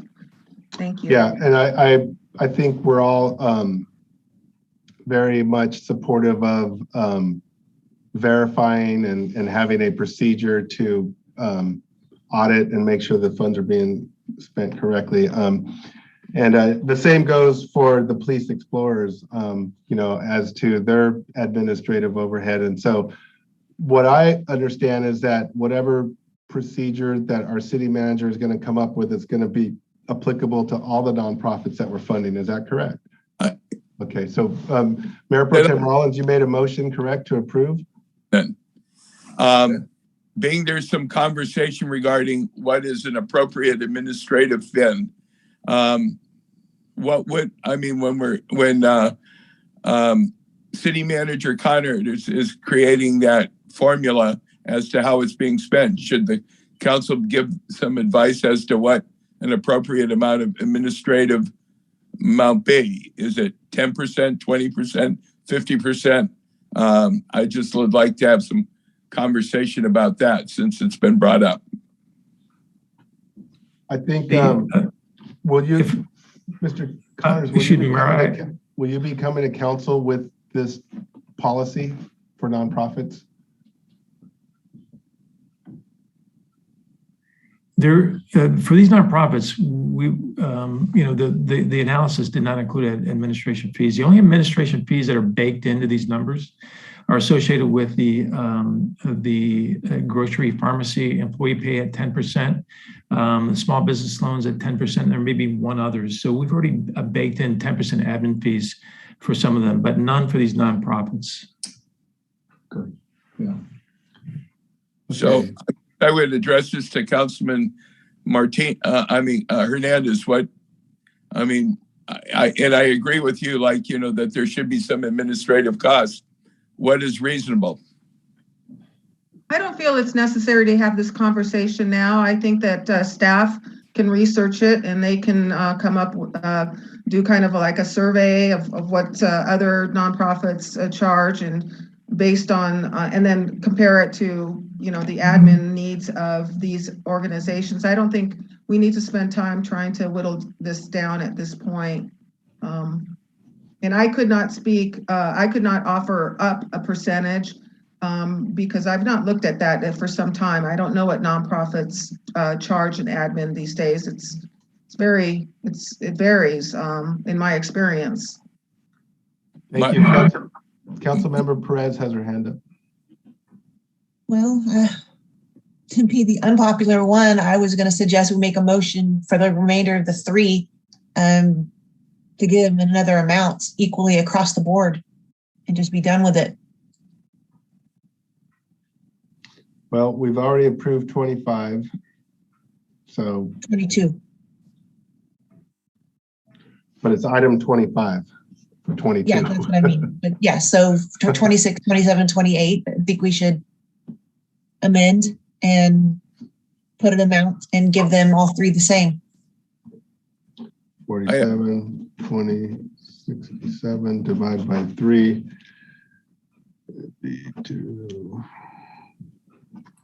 Be about 22,000 each. No, we need to give them like 15 a piece. We've already approved number 25, so we'd have to go back. Council Mayor Pro Tem Rollins made a motion to approve Real Guppies. Is that correct? That's correct. The only amendment I get caught up in this administrative thing. All of these nonprofit groups have lots of direct costs. Could we say that could we approve this money that it would be strictly for direct costs for the benefit of the group that, you know, they're serving, and they get administrative costs from some other source?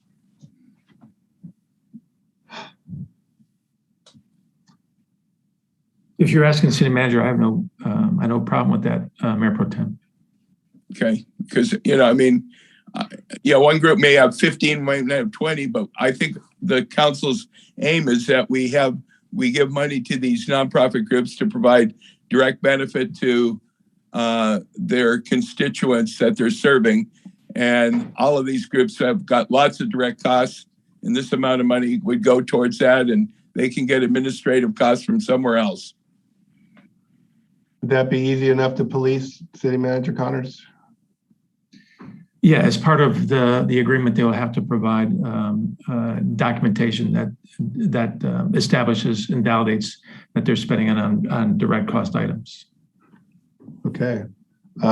Shall we deal with council members? This is City Attorney. I'm looking through the agreement, or at least a template of the agreement I've started writing, and it essentially says that by accepting these funds, the organization will assure that the payment is used as specifically intended and be able to provide documentation to the city finance director to validate proper use. So this issue is being considered and will likely be part of the implementation phase. Thank you. I'd like to second Mayor Pro Tem Rollins' motion to approve item number 26. Madam Clerk, can we have a roll call vote, please? Mayor Pro Tem Rollins? Yes. Mayor Gama? Yes. Councilmember Hernandez? Yes. Councilmember Martinez? Yes. And Councilmember Perez? Motion passes on a 4-1 vote. Okay, we're moving on to item 27. Excuse me, Mayor. I just for clarification, so we can update the numbers. I just want to verify that was for $15,000 each for 26, 27, and 28. I didn't know. It was for the amount stated. That was just Rich's motion on Guppy's. Okay, I apologize. Thank you. Thank you. We're clear, right? Okay. Okay. Now, assistance to South Oxnard Panthers youth football and cheer, $20,000. I imagine that they submitted a request, and may you please brief us? Yes, Mayor, this is Steve Kinney again. This pertains both to number 27 and 28. Their requests were on a similar basis. And that was simply that the Treasury regulations provided in the nonprofit category that an eligibility for funding was to demonstrate a loss of revenue due to COVID. And that was the entire basis for both of these requests. Each of the organizations provided sort of a listing of the typical revenues that they received in the previous year, 2019, when they have normal activities and their fundraisers were going on and they were raising money from, the way they always raise money, which they were not able to do in 2020. And so they really didn't specify the end use of these funds. They were just saying that if we can recover what we normally would have expected to get out of the community, that will allow us to do our normal business. Thank you. Councilmember Perez, I see your hand is up. Yeah, I'd just like to introduce a motion to amend the amount to 10,000. This is not just primarily Hueneme organization, it's also for Oxnard. Second.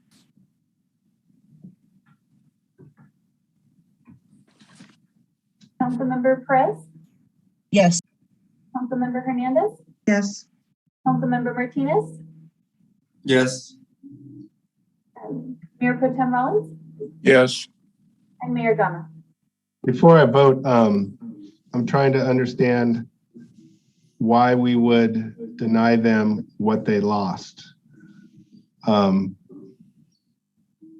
Because I think I heard Mr. Kenny state pretty clearly that these organizations are trying to get themselves whole again due to the amount of losses they sustained during COVID. So I'm trying to understand why it makes sense to cut them.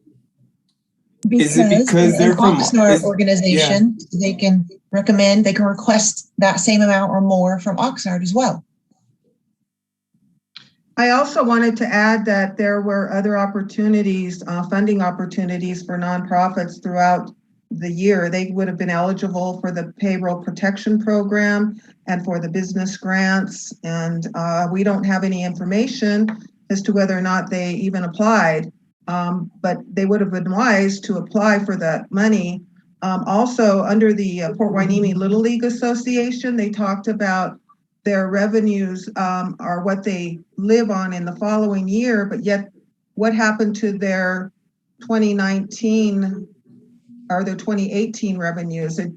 They must have had those in 2019. Did they expend them all? It just seemed to me that I was really confused about their revenues, if they were out of revenues from 2018 or 2019, how that We're talking about South Oxnard Panthers, right? Yeah. Well, I was talking about the Little League Association since we seem to be talking about both of them. Okay, well, I need to cast my vote for the motion, which is to reduce assistance to South Oxnard by $10,000. And I'm gonna vote no, but the motion passed 4-1, I believe. Mayor Gama? Yes, sir. Since we had some conversation before you made the pass and you asked for some questions, one of the things my experience is not only being a board member of a variety of different agencies, as I had 3 children and I was on the board.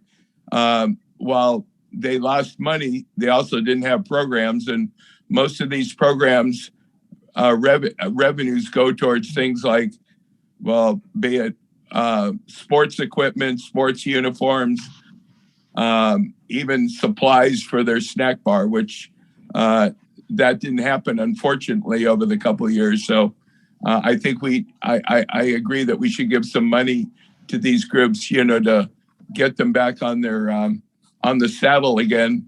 They also had quite a bit less expenses during that time. Okay, thank you. So, Madam Clerk, are we clear on item 27? Yes, sir. The motion was to approve 10,000 for that, and it passed on a 4-1 vote. Thank you. We'll now go to item 28, Assistant to Port Hueneme Little League Association, 111,000. Definitely looking forward to a brief on this one, Mr. City Manager. Yeah, the number represented 111,000 again is reflective of lost revenue from 2019 and 2020. They did not have seasons until this past year. Okay, Councilmember Hernandez, I see your hand is up. Again, I have the question about what happened to their 2018 revenue. What did they do with that? And also, I would like to see this amount either reduced, either in half or, yeah, at least by half. Councilmember Perez, I see your hand is up. Motion to request amendment in funding. I would propose 20,000. And if somebody else has another suggestion? I'm just wondering what, why 20,000? I don't have any facts to show why 111,000. So that seems an awful lot of money. And yes, sir. Mr. Kenny, do you have some basis for this number?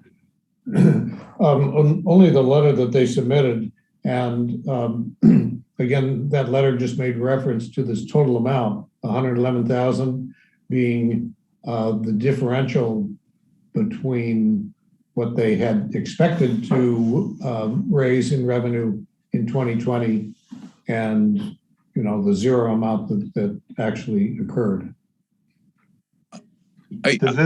Does this include anything from 2021? I mean, losses in 2021? No. Go ahead, Mr. Mayor Pro Tem. I heard you. Yeah, okay.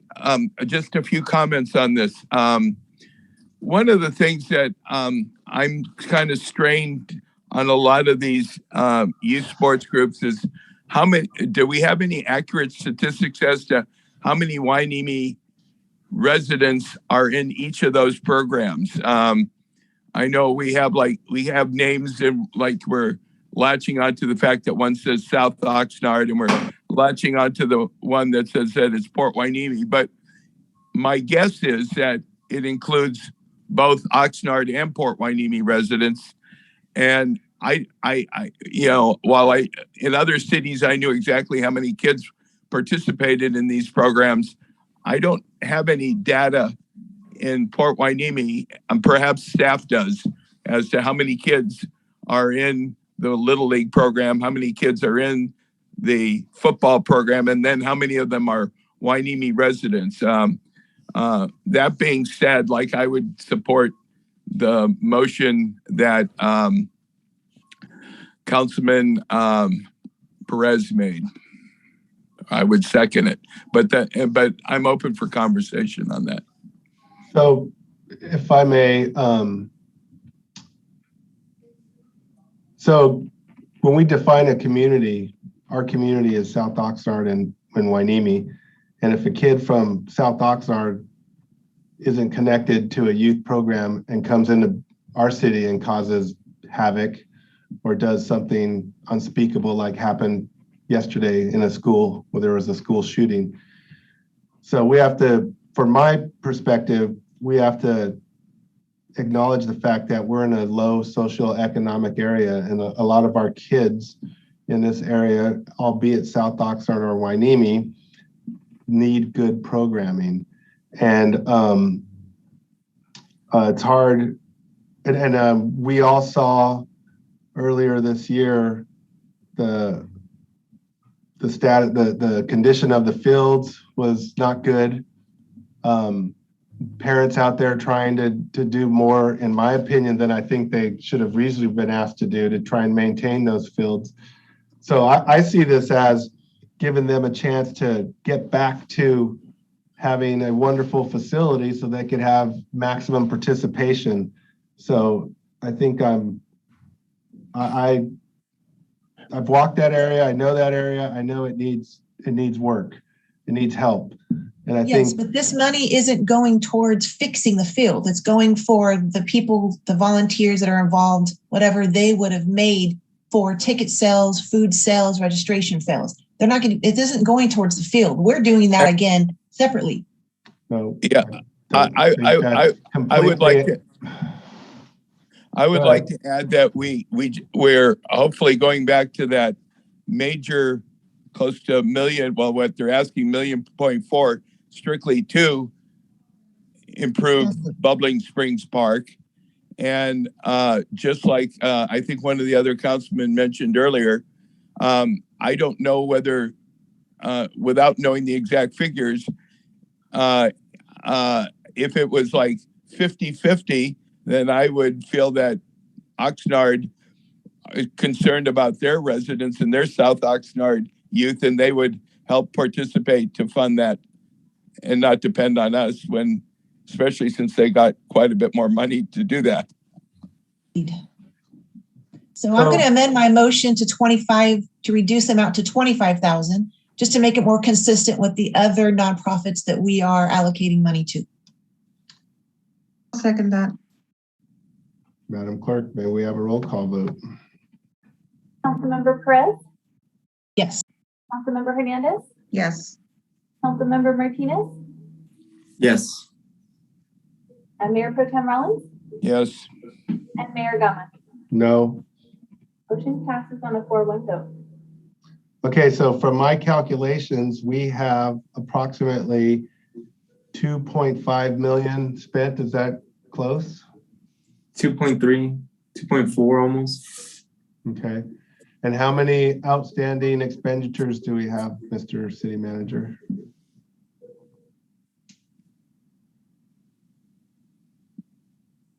We'll return to the top. I've got 1, 2, 3, 4, 5, 6, 7. Yeah, we're almost 7 there. more. Totaling how much? 7 more what? Oh yeah, that's what I wanted. Some more projects. Number 8 is the first up at 2 yes votes. Let me ask a different question. We're at 2.3 million spent, and we have 7 projects. How much do those total? Well, one is 1.4. You have a 75,000, a 350,000. So that's going to get you at about 2 million. You have another project at 4.2. So that's getting you close to 2.5 million. Then you have. How about if I did it this way? You have another million to get you to about 3.5 million left. If we approved all the remaining projects, how much would we go over? Probably about $2 million still. Okay. Over 2 million? Over 2 million. No, I don't think so. I don't think it'll be that much, but we'll see. We've got 3 projects at over $1 million, and we only have 2.87 or 8 remaining. It's almost 3 million. So we have 2.8 remaining to spend, and we got the police is $1 million. We got the field is 1.4 million. Is there another big ticket item? Small business revolving loan program. Well, let's kind of move forward, I guess. Can we hear the details of the small business revolving loan fund? Yes, Mayor, I'm going to turn it over to Mr. Kenny, who negotiated this with the Economic Collaborative at Ventura County. Right. Yes, Mayor, this would involve us allocating $1 million, which would fund a pool of money that would be available to Port Hueneme businesses to take loans out at favorable rates and under favorable terms, just to help with whatever their specific business needs are. I mean, it's similar to applying for a loan from the SBA or from a regular bank. Each case kind of rests on its own merits, but the value to the city in having such a resource available to businesses is that it gives them the opportunity to get advantageous terms, to get their businesses back healthy again, and in the long term for the city, because they're paying back into a fund which continues on into the future. It means that when these initial businesses pay their loans back, we've still got that $1 billion ready to loan again and again to future Port Hueneme businesses. So it perpetuates the value to us from a one-time investment. It extends into the future. That's probably the most strategic value there is to the city. Real quickly, and then we'll head to Councilmember Hernandez. Can you define favorable? I don't know what that means. I mean, favorable compared to what? What's available on the open market right now, or what exactly does that mean? Yeah, there aren't exact terms, but yeah, favorable means they can do better than they can do on a commercial market, or in some cases where the credit analysis is marginal through conventional terms, they're able to actually secure a loan when they might not be able to otherwise. Any idea on what kind of rates current day? I know rates fluctuate, but in today's marketplace? You know, I really don't, Mayor. We didn't get that far in talking about it with the Economic Development Collaborative.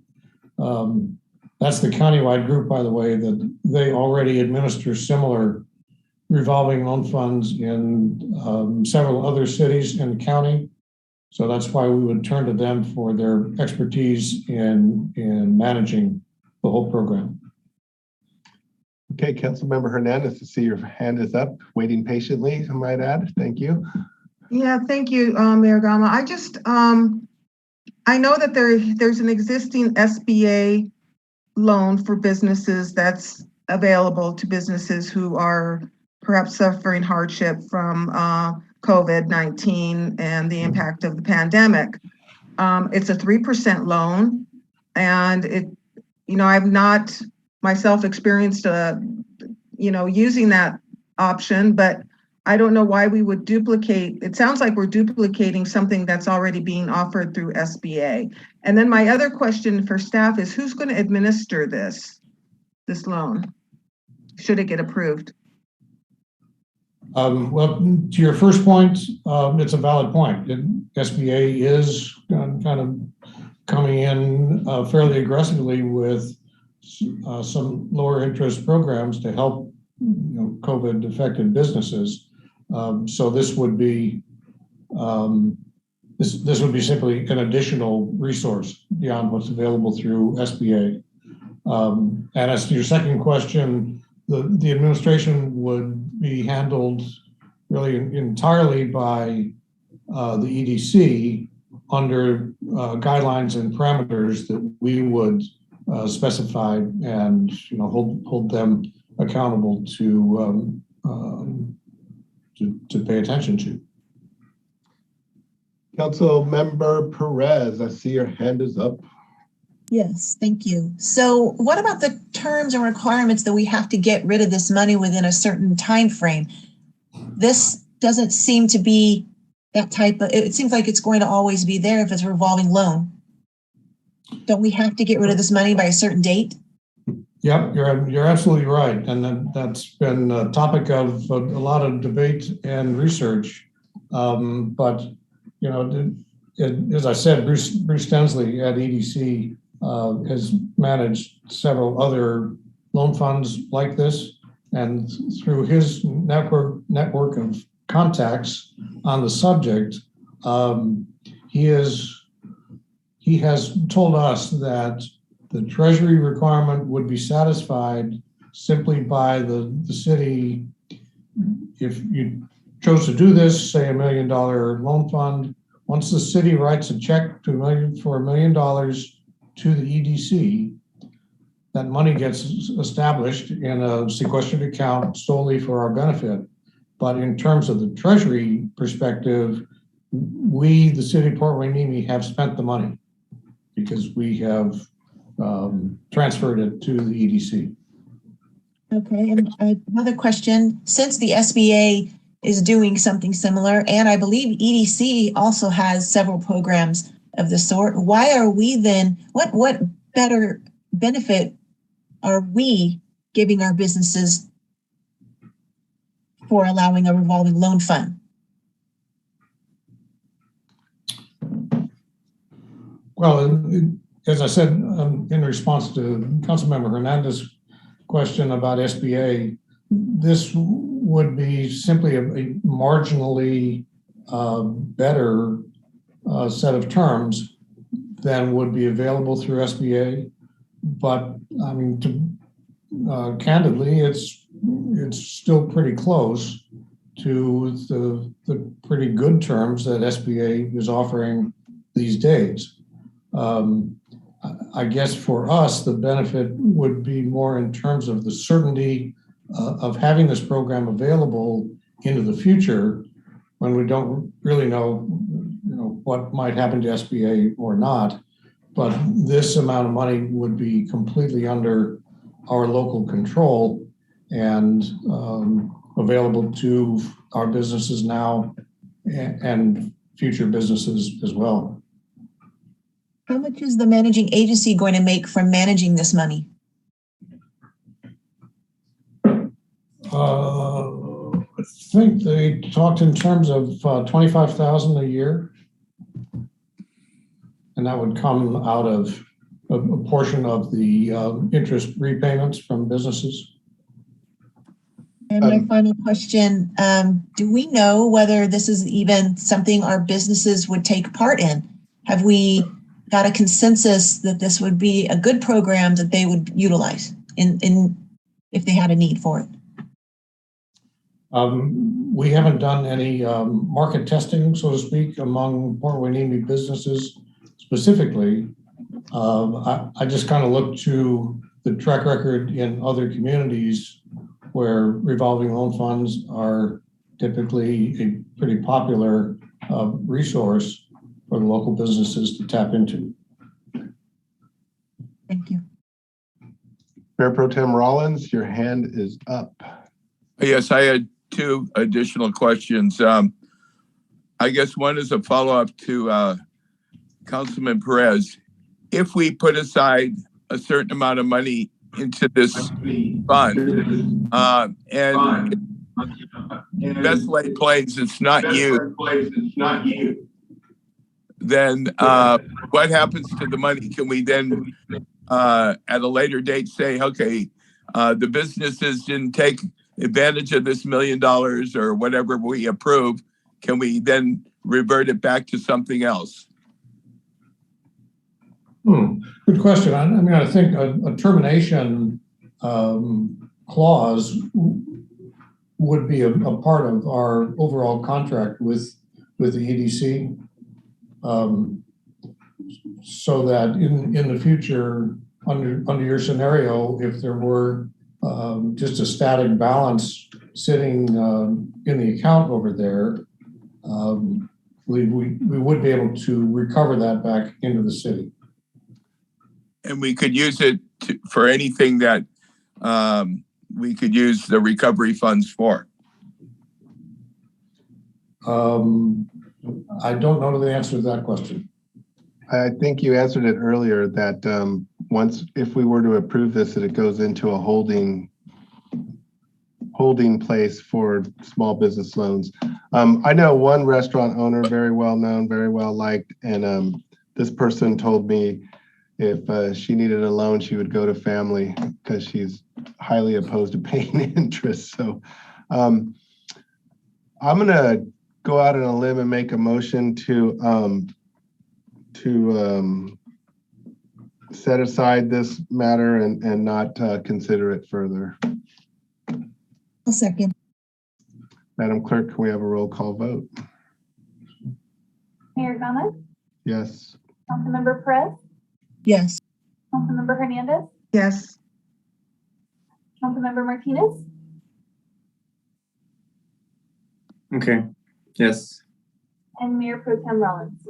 Okay, so my answer to that, by voting yes on this, the money won't be spent for that at all, or we're That's correct. You're removing it from consideration. we're removing it from consideration. Correct. I would say no. Motion passes on a 4-1 vote. Thank you. Actually, Christy, can I change mine to no, please? Even if it just passes. I'm just gonna say no.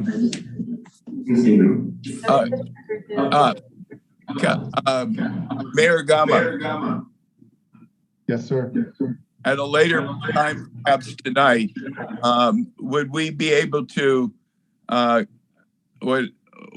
I entertain the idea of providing a direct grant to businesses that request it, as long as there's some requirements? So no loan whatsoever, a direct grant, because I've talked to a lot of businesses that need help, just direct grants for everything from ovens to assisting with their staff to a lot of delayed improvements to their facility. And they don't want to necessarily, they don't have the money to pay back a loan or whatever, but they need that money. So remember, we have a hard line of available money. Okay, that's number one. Number two, we still have more expenditures, I think, than we have available in money. So we're going to have to make some choices. And no, absolutely, we'd have to make some choices. I just want the council to be at least consider that thought that a lot of these businesses need direct grants, and maybe $1 million, maybe too much, but like that we entertain the idea of setting aside a fund. Well, the other consideration is it legal? Is it a part of the program? And I don't have the answer to that question. Perhaps city manager could clarify. It would be premature for me to give a reading on that. I'd have to do some research, and I think there's no way I would have the answer and how that would apply to the U.S. Treasury guidance during this meeting today. So the list that's before us was the result of your best research, estimate, needs of our community, and it's very much appreciated. A lot of hard work. So, can you help me to go to the next item that we should go to? Yes, sir.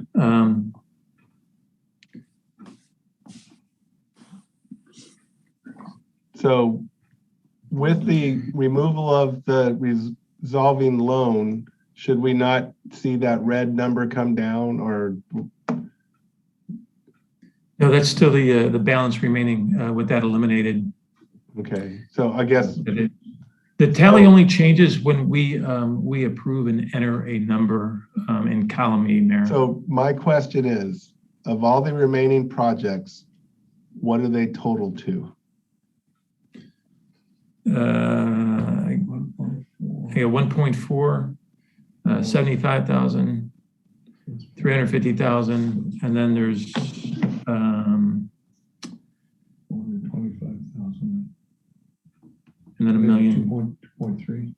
We need a calculator. I'm getting mine out. Yeah, I normally I would be kind of busy on a spreadsheet, but I'm sharing my screen, so I would have to scroll around and start entering numbers. 2.3.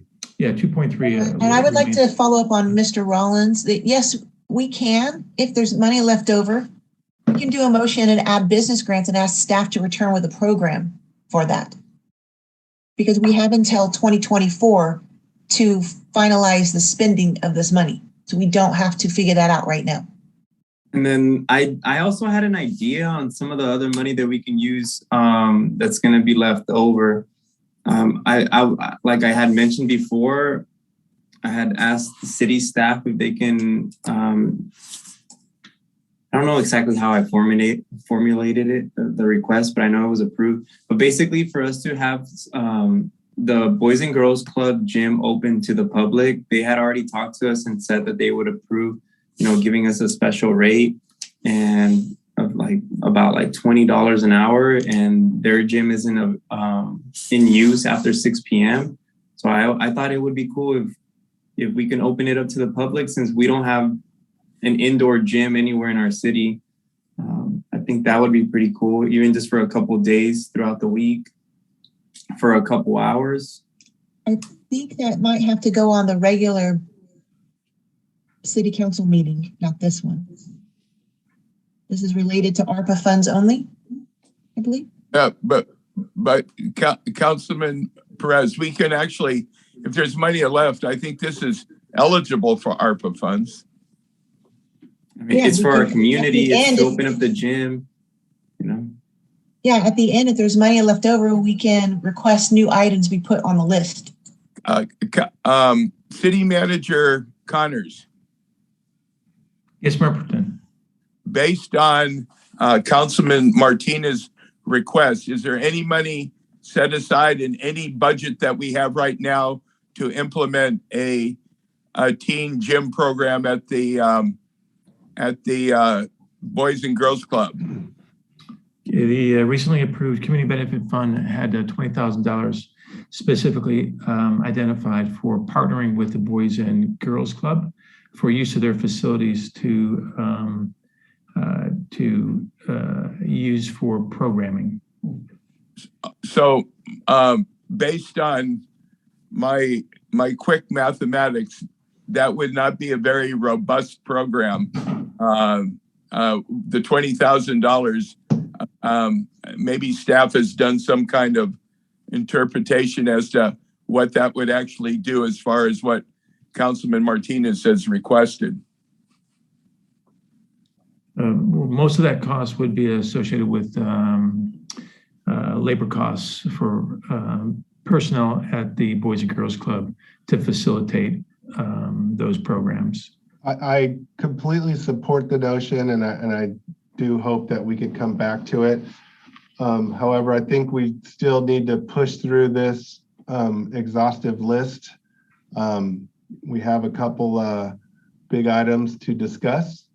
I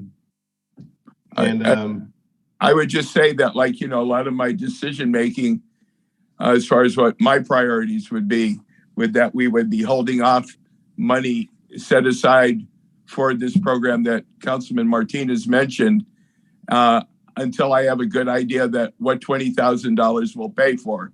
I realized City Manager Connors gave me that it would be for staffing.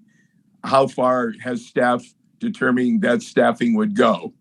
That would be for about, I mean, if my math is not that bad, I guess, maybe 2 hours a day for almost a whole year. How many hours? 2 hours a day for almost a whole year. I mean, I could be wrong. I'll chime in and support Councilmember Martinez's comment. We had recent communications with the Boys and Girls Club, and that's to a T, Councilmember Martinez, what we had anticipated. We talked to them specifically about expanding their teen center program and estimated that if their existing program was expanded by approximately 2 hours for 2 days per week, that would provide the labor and maybe just a few dollars for ancillary materials to support the program for approximately a year. So 2 days a week? 2 days a week, 2 hours each day would be the labor costs, along with some minimal for a whole year for equipment and materials for a year. Yeah, I think that's pretty cool. Okay, so I have a question. Do you guys want to continue on with the meeting, finish it, or do you guys want to postpone the rest for a later date? So I was having that thought, and we have 8 items left. Is that correct, City Manager? Right? I'm showing 5, and I'm showing a total amount associated with those at $3.26 million. So we still have about 600,000 over our balance of 5.2.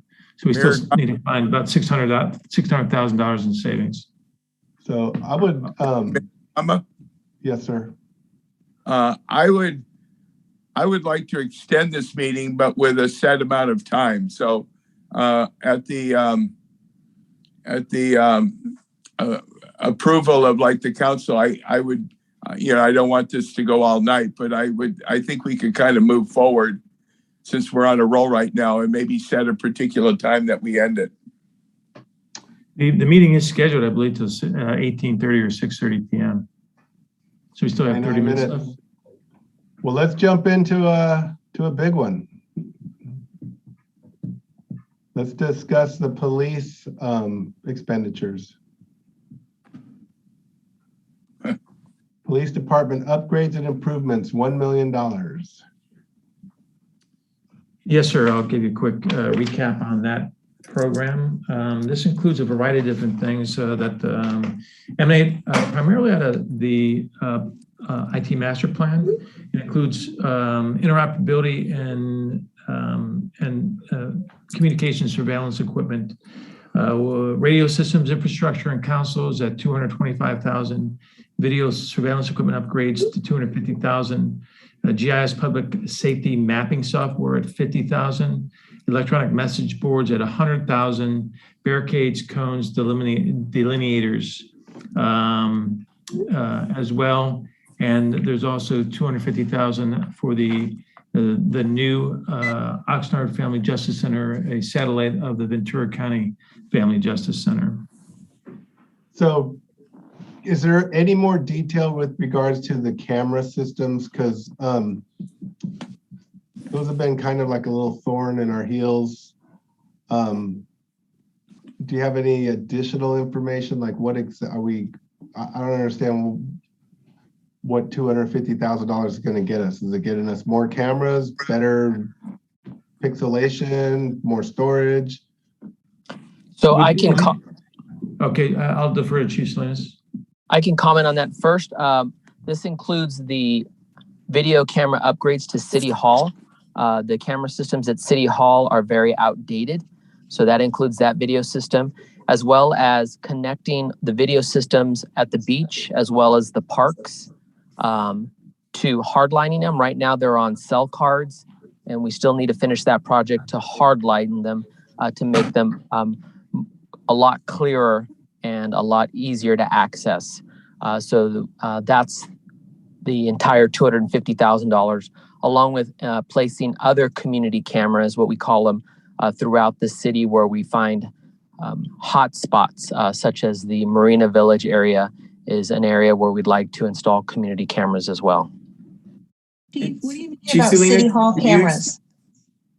City Hall cameras, meaning the outside surveillance cameras, meaning the parking lots, the cameras inside of the police department, the cameras in the police parking lot, just the outside security cameras, as well as adding cameras, especially on the City Hall side in their parking lot.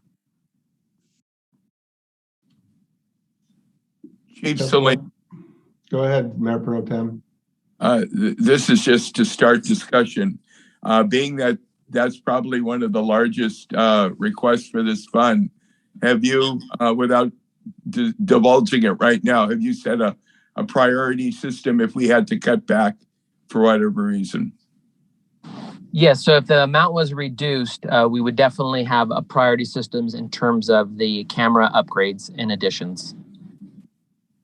So that's probably your least priority right now.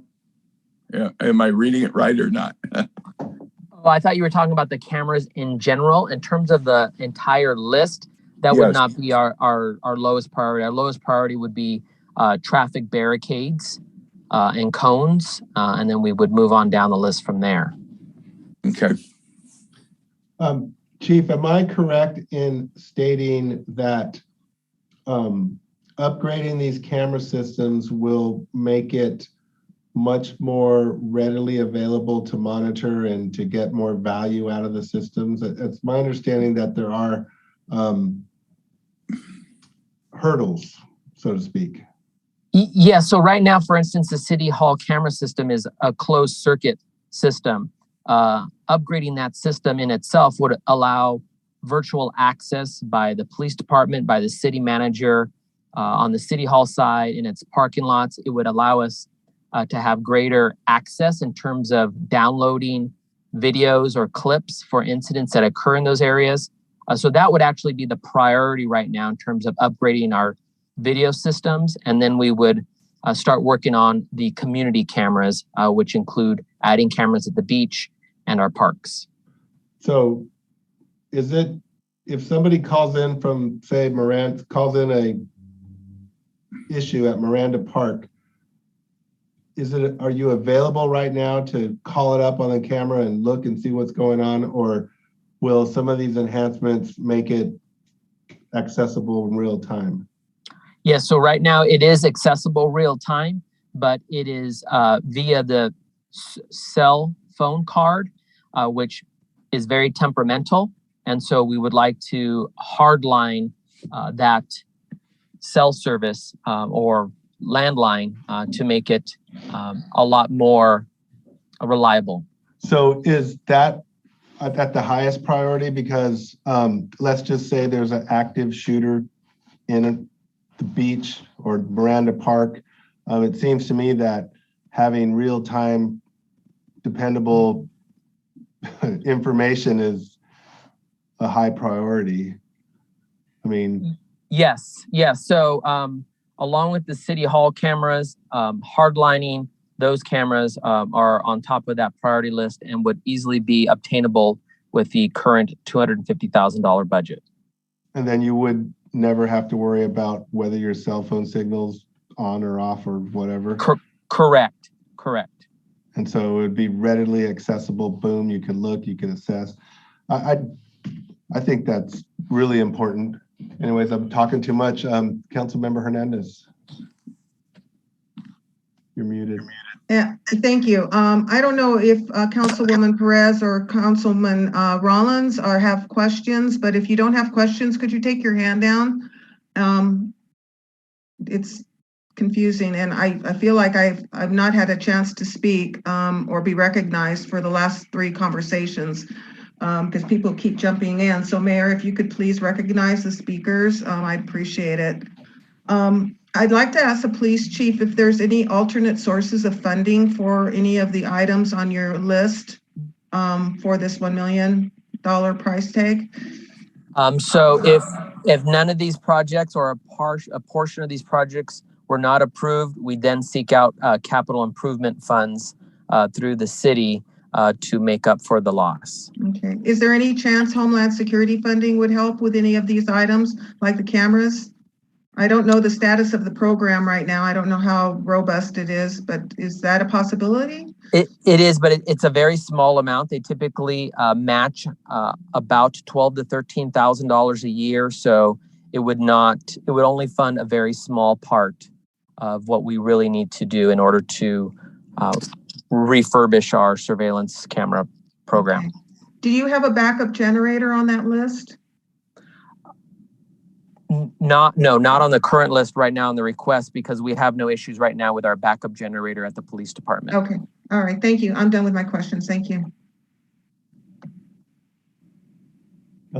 Mayor Pro Tem Rollins, your hand is up. I don't know if it's meant to be up. It is meant to be up.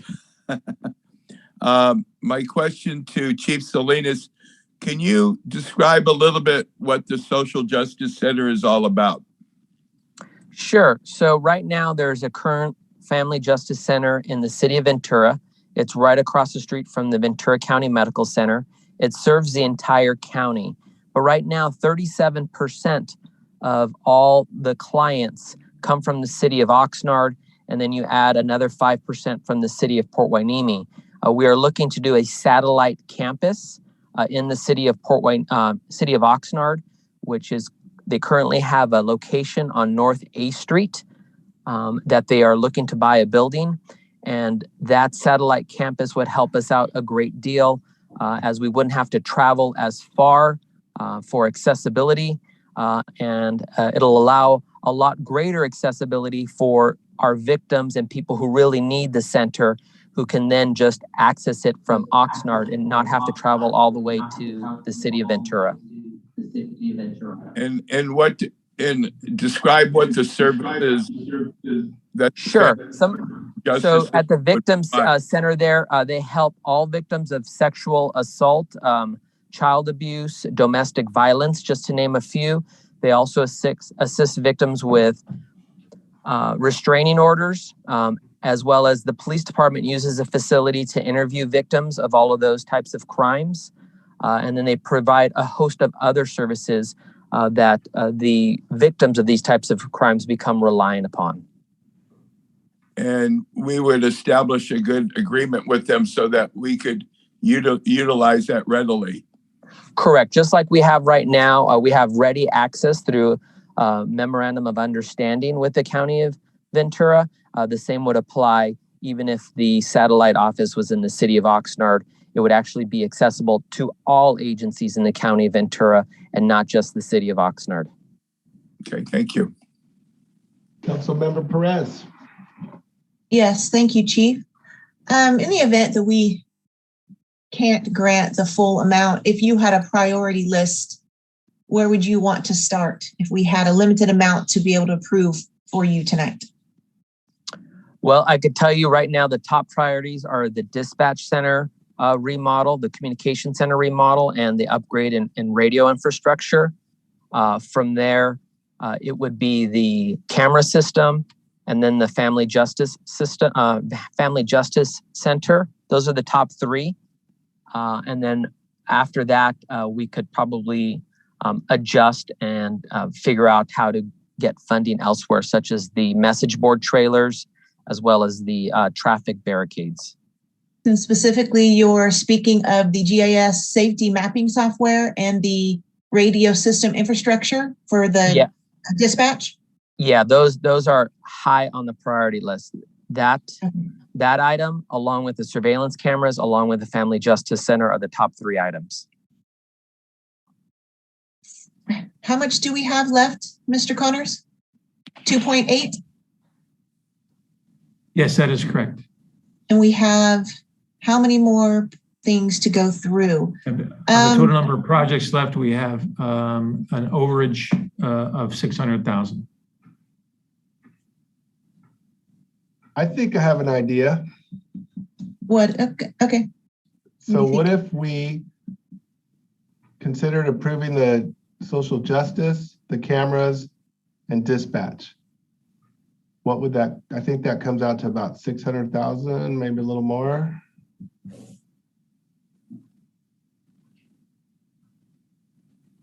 I don't know. I don't have the numbers in front of me. I'll have to rely on Mr. King here. The radio system infrastructure and councils is 225,000. When you say dispatch, that's not on our list of one of these identified projects. I'm sorry, but I heard Chief say something about a remodel of dispatch. Did I hear you wrong? Yeah, I stand corrected. It was for the radio infrastructure, and that's to completely rehabilitate our aging radio infrastructure in our dispatch center. So the two dispatch would be the radio and the GIS mapping, because that's for dispatch specifically. So it would be 275 for the dispatch. Yes. Correct. And then the surveillance equipment would be 250,000. That's and then the family justice 775,000. Correct. So I'm definitely for approving at least to start somewhere, to amend to approve the dispatch funding and then get through the others and see where we end up. I would second that. Since that's a priority on his list.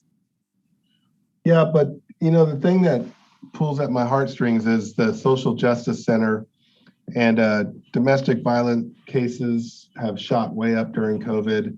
Hueneme, per residents per 1,000 is second in the county to Ventura.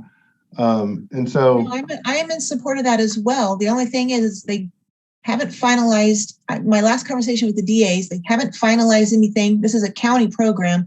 And I mean, we could actually give them any amount of money that we wanted to. We're not set on that amount. So if we had anything left over, we could still contribute money to that system, to that program. So is there a motion in our discussion?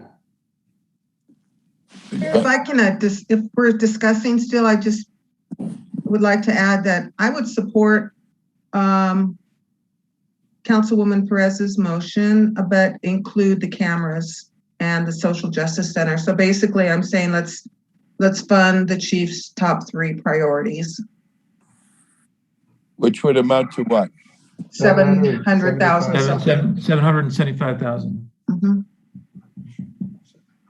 Okay, I can amend my motion to include that. Thank you. That sounds like a second.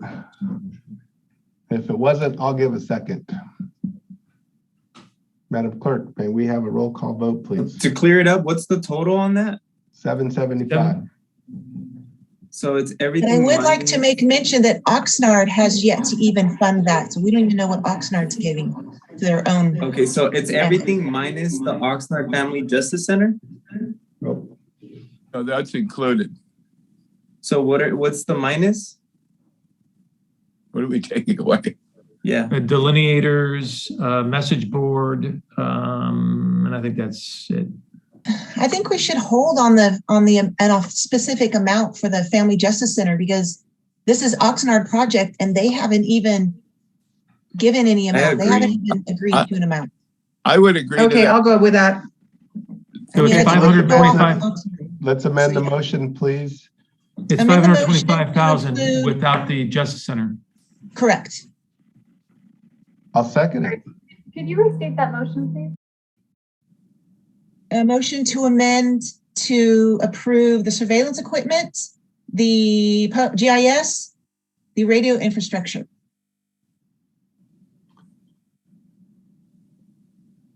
And I'm sorry, what was for the total amount?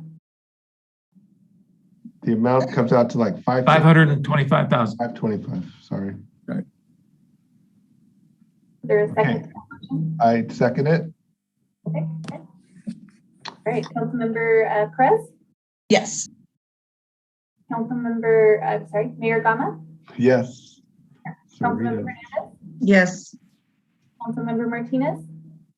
Yes. And Mayor Pro Tem Rollins? Yes. Motion passes unanimously. Well done, team. That was a little difficult, but we did good. Okay. So with 618, what is your fancy, Mr. City Manager? Where do you think we could get agreement on? I have a recommendation. Okay, bring it. I'd like to recommend that we delete the business license relief. And again, my justification for that is that there have been business loans available from the county. There's been at least 5 or 6 loans of $5,000. One was $10,000 that have been available to businesses, plus the payroll protection program. There are plenty of opportunities for businesses to seek relief. So if we have to cut something, it's not that I don't support our small businesses or our businesses, but if we have to cut something, I would cut that $240,000. I would agree. There's also another $10,000 coming out for grants, just in case anybody didn't know. But Okay, so it sounds like a motion in a second. Is that correct? This project was previously approved. I just like to remind council. Oh, We had 2 approvals, 3 abstentions. so we're within 30 days.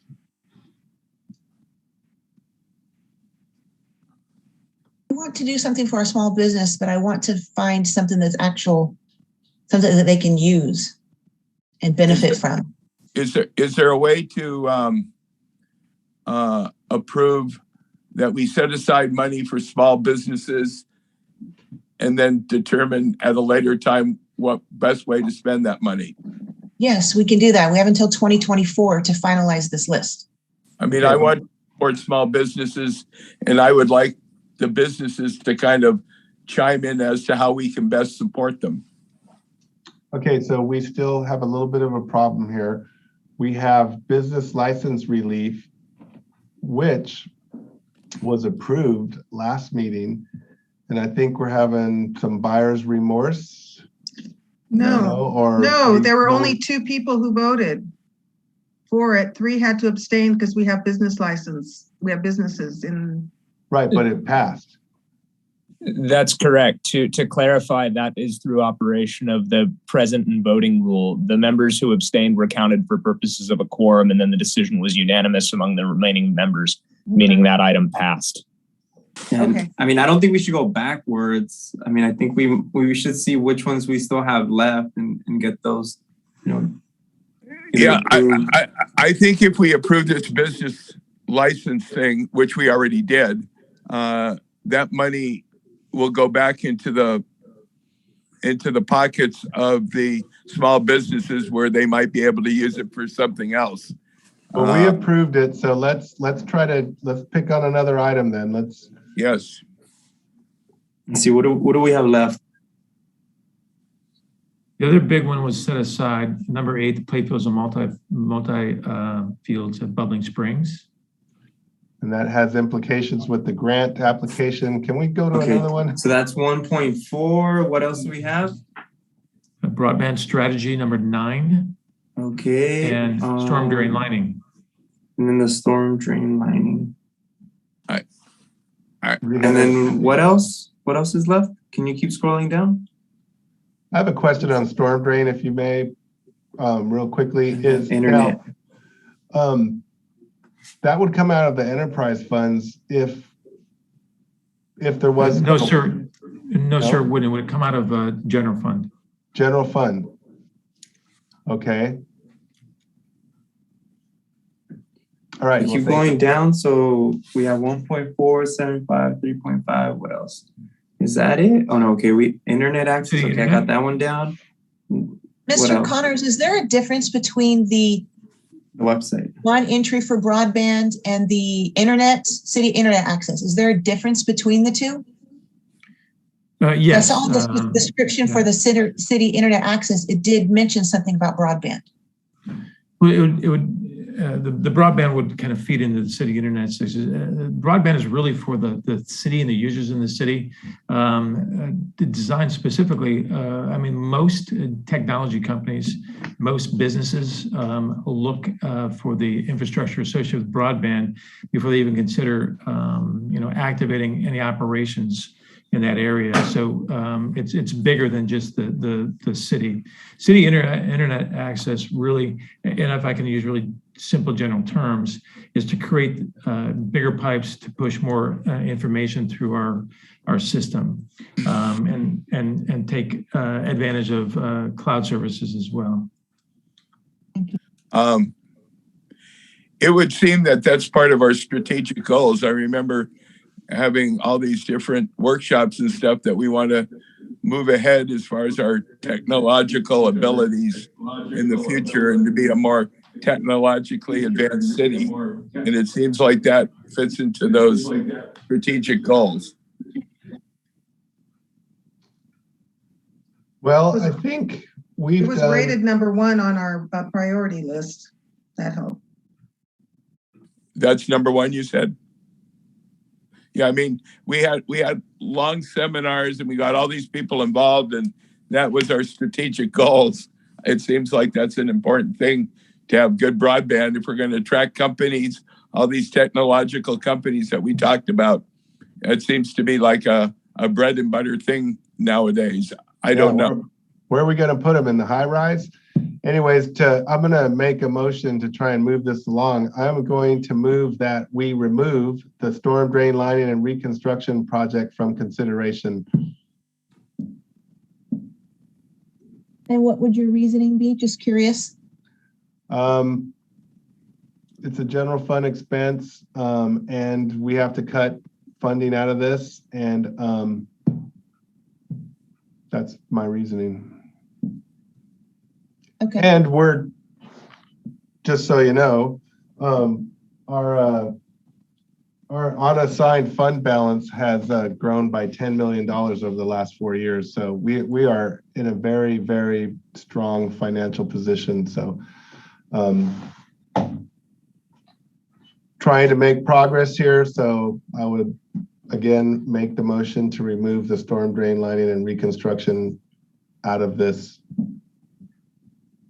I'll second it. Thank you. Madam Clerk, can we have a roll call vote, please? Mayor Gama, Yes. Councilmember Perez, Yes. Councilmember Hernandez, No. Councilmember Martinez, No. and Mayor Pro Tem Rollins. No. Motion fails 3-2. Okay, so now I guess I'll make a motion to approve the storm drain lining and reconstruction. It's funny if it doesn't pass. No. Hey, I'm pulling a Martinez on this. Yeah, I know. I saw that. So again, I'm making a motion to approve the storm drain lining and reconstruction project. Second. Madam Clerk, may we have a roll call vote, please? Mayor Gama, No.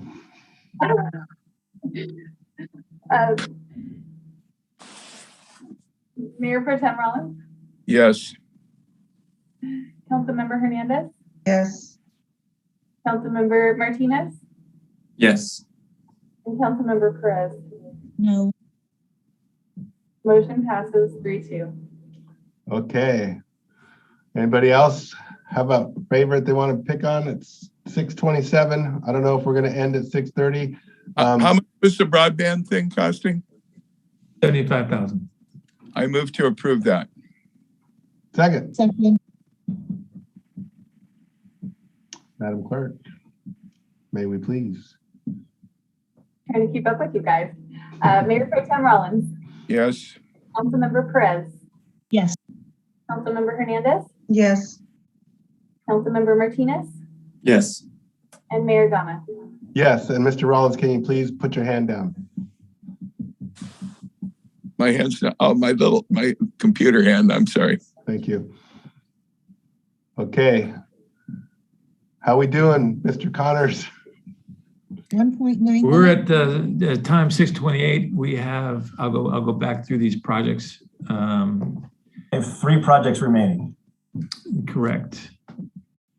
The first one is the multi-fields at $1.4 million, and we have a $1.9 million balance left. We have the city internet access at $425,000. And we have a city tourism website at $20,000. It looks like they come in under 1.9. Right. I don't know. We don't have enough for the website though, right? Motion to remove website. Second.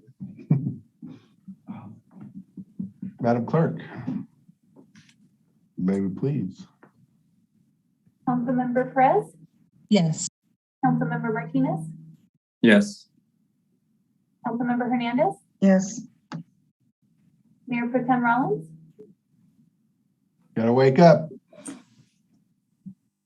You're muted. You're on mute, sir. Yes. When I lowered my hand, it muted me. And Mayor Gama. Yes. Motion passes unanimously. Okay. Where are we at? Motion to, do we have enough to approve the last two? We do, right? I believe we do. Yes, we do. 425 and 1.4. And just to remind council that the dog park at Bubbling Spring was pending grant approval or disapproval. And this final park project at Bubbling Springs would also has grant implications. So if we were successful in the grant, then we'd have other expenditures to consider, like hydrotherapy, mental health, and correct? Yeah, If we were successful with the grant. Assuming you approved pending the field improvements at Bubbling Springs and the dog park, you would have somewhere in the vicinity of $1.6 million to reclaim for ARPA projects.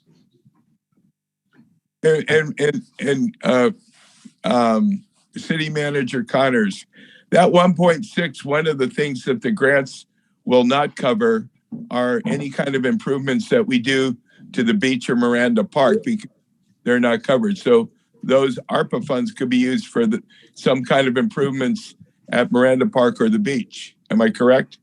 If that grant is approved. And applying the U.S. Treasury guidance for mental health and behavior. So there would be good mental health needed at Miranda Park and the beach, right? I would say most likely. Thank you. Okay, so how do we wrap this meeting up? Do we need another vote? I think we did it. We did it? I don't see the blanks filled in. Don't we? Don't we have to make a motion for the park and for the other item? Yeah, city internet access number 17 and the parks at number 8, playfields and multi-fields. 8 and 17. Second.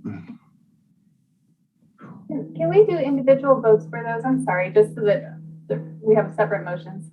Yes. Okay. Let's To do approve playfields and multi-fields for Bubbling Springs. a second it. Councilmember Perez? Yes. Councilmember Gama? I mean, sorry, Yes. Mayor Gama? Yes, don't worry, that's coming. Councilmember Hernandez? Yes. Councilmember Martinez? Yes. And Mayor Pro Tem Rollins? Yes. Thank you, and feel free for number 17 now. Motion to approve the city internet access. Second. Councilmember Perez? Yes. Mayor Gama? Yes. Councilmember Hernandez? Yes. Councilmember Martinez? Yes. And Mayor Pro Tem Rollins? I'm going to say yes with a caveat. We earlier we were talking about some kind of a grant to businesses. Did we approve anything for the small businesses at all? There is no Yeah, such we item. approved the one that we agreed on last time, which was The business license, right? So, I mean, I mean, I'd be in minority, but I would like us to say take a portion of that money for the parks and set aside it for small businesses. Rich, you can't do that. We approved it. Sorry. Okay, then you approved it. if we get the grant for the parks, that money will free up. Yes. Okay, good point. Okay. Excellent point. All right. I believe we did it. We don't have to have another meeting. So did we vote on the city internet access? I don't see it filled in. I thought we just did. We did. It passed unanimously. Great. There we go. Oh, we have a we balance still of have 80 space for benches 80,000. at the parks. Yeah, we get 80,000 in benches and mental health and good stuff. Maybe we could consider finding a really good use for that $80,000, particularly in the area of mental health. I think that would be wonderful. So without any other comments or discussion or votes, if anybody is opposed, please let me know, but I'd like to adjourn this meeting. The time now is 6. Mayor Gama, Yes, sir. Is it possible to motion the rest of the money for benches and throughout the city and the parks? Everywhere? I would second that. I'm all on board if we can. I mean, I think benches are very important in our city, but I'll defer to city manager. Well, can I comment on that? Is this a new project that has not been through the process yet? Where it's been cost estimated? There's been a cost estimate provided? Whatever $80,000 gets us in benches. Councilman Hernandez, it's my impression that from talking to City Manager Connors that money was not budgeted for benches in a lot of places. And because it wasn't budgeted, we would have to reinitiate it. So since we have the money we have the money that we can approve it tonight. That's why I'm moving benches at all the parks. I mean, we're at a lack of benches, which seems like a bread and butter thing, but we nonetheless don't have those benches, and we don't have them, and we never budgeted for those. Well, if that's the case, I'd like to see that tourism website, maybe put $10,000 toward that. You know, this is all part of our branding and the name change. I think it's really important. So I would move that with the remaining 80,000. We set aside $10,000 for the tourism and the remainder going towards benches and other park amenities that the city hasn't budgeted for that are in need. You guys are making it complicated. So basically we want to revisit the city tourism website. Right.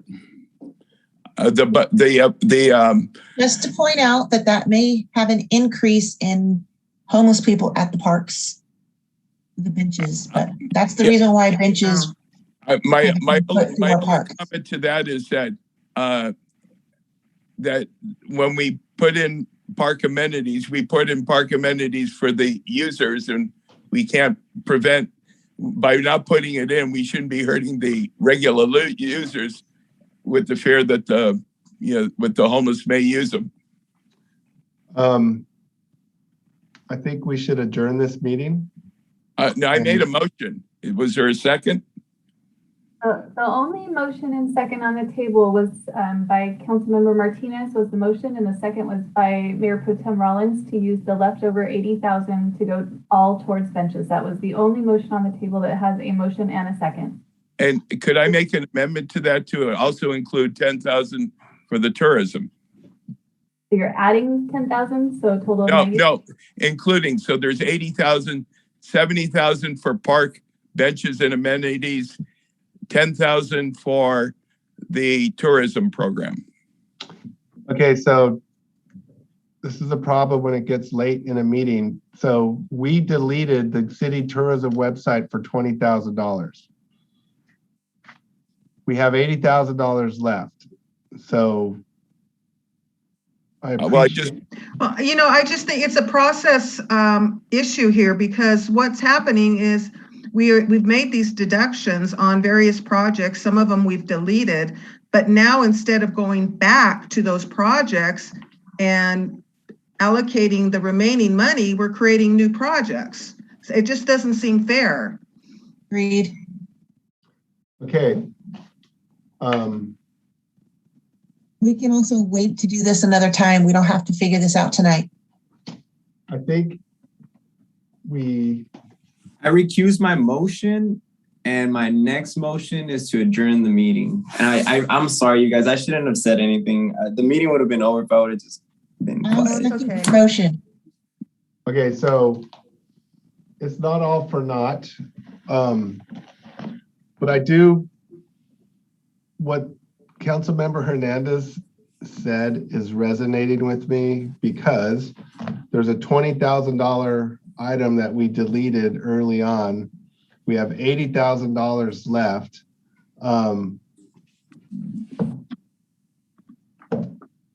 Kind of seems like there's room for that project now. There's room for a couple of projects that we deleted. Yeah, so I say we take a break, relax, think about it, come back in a future date and finish it.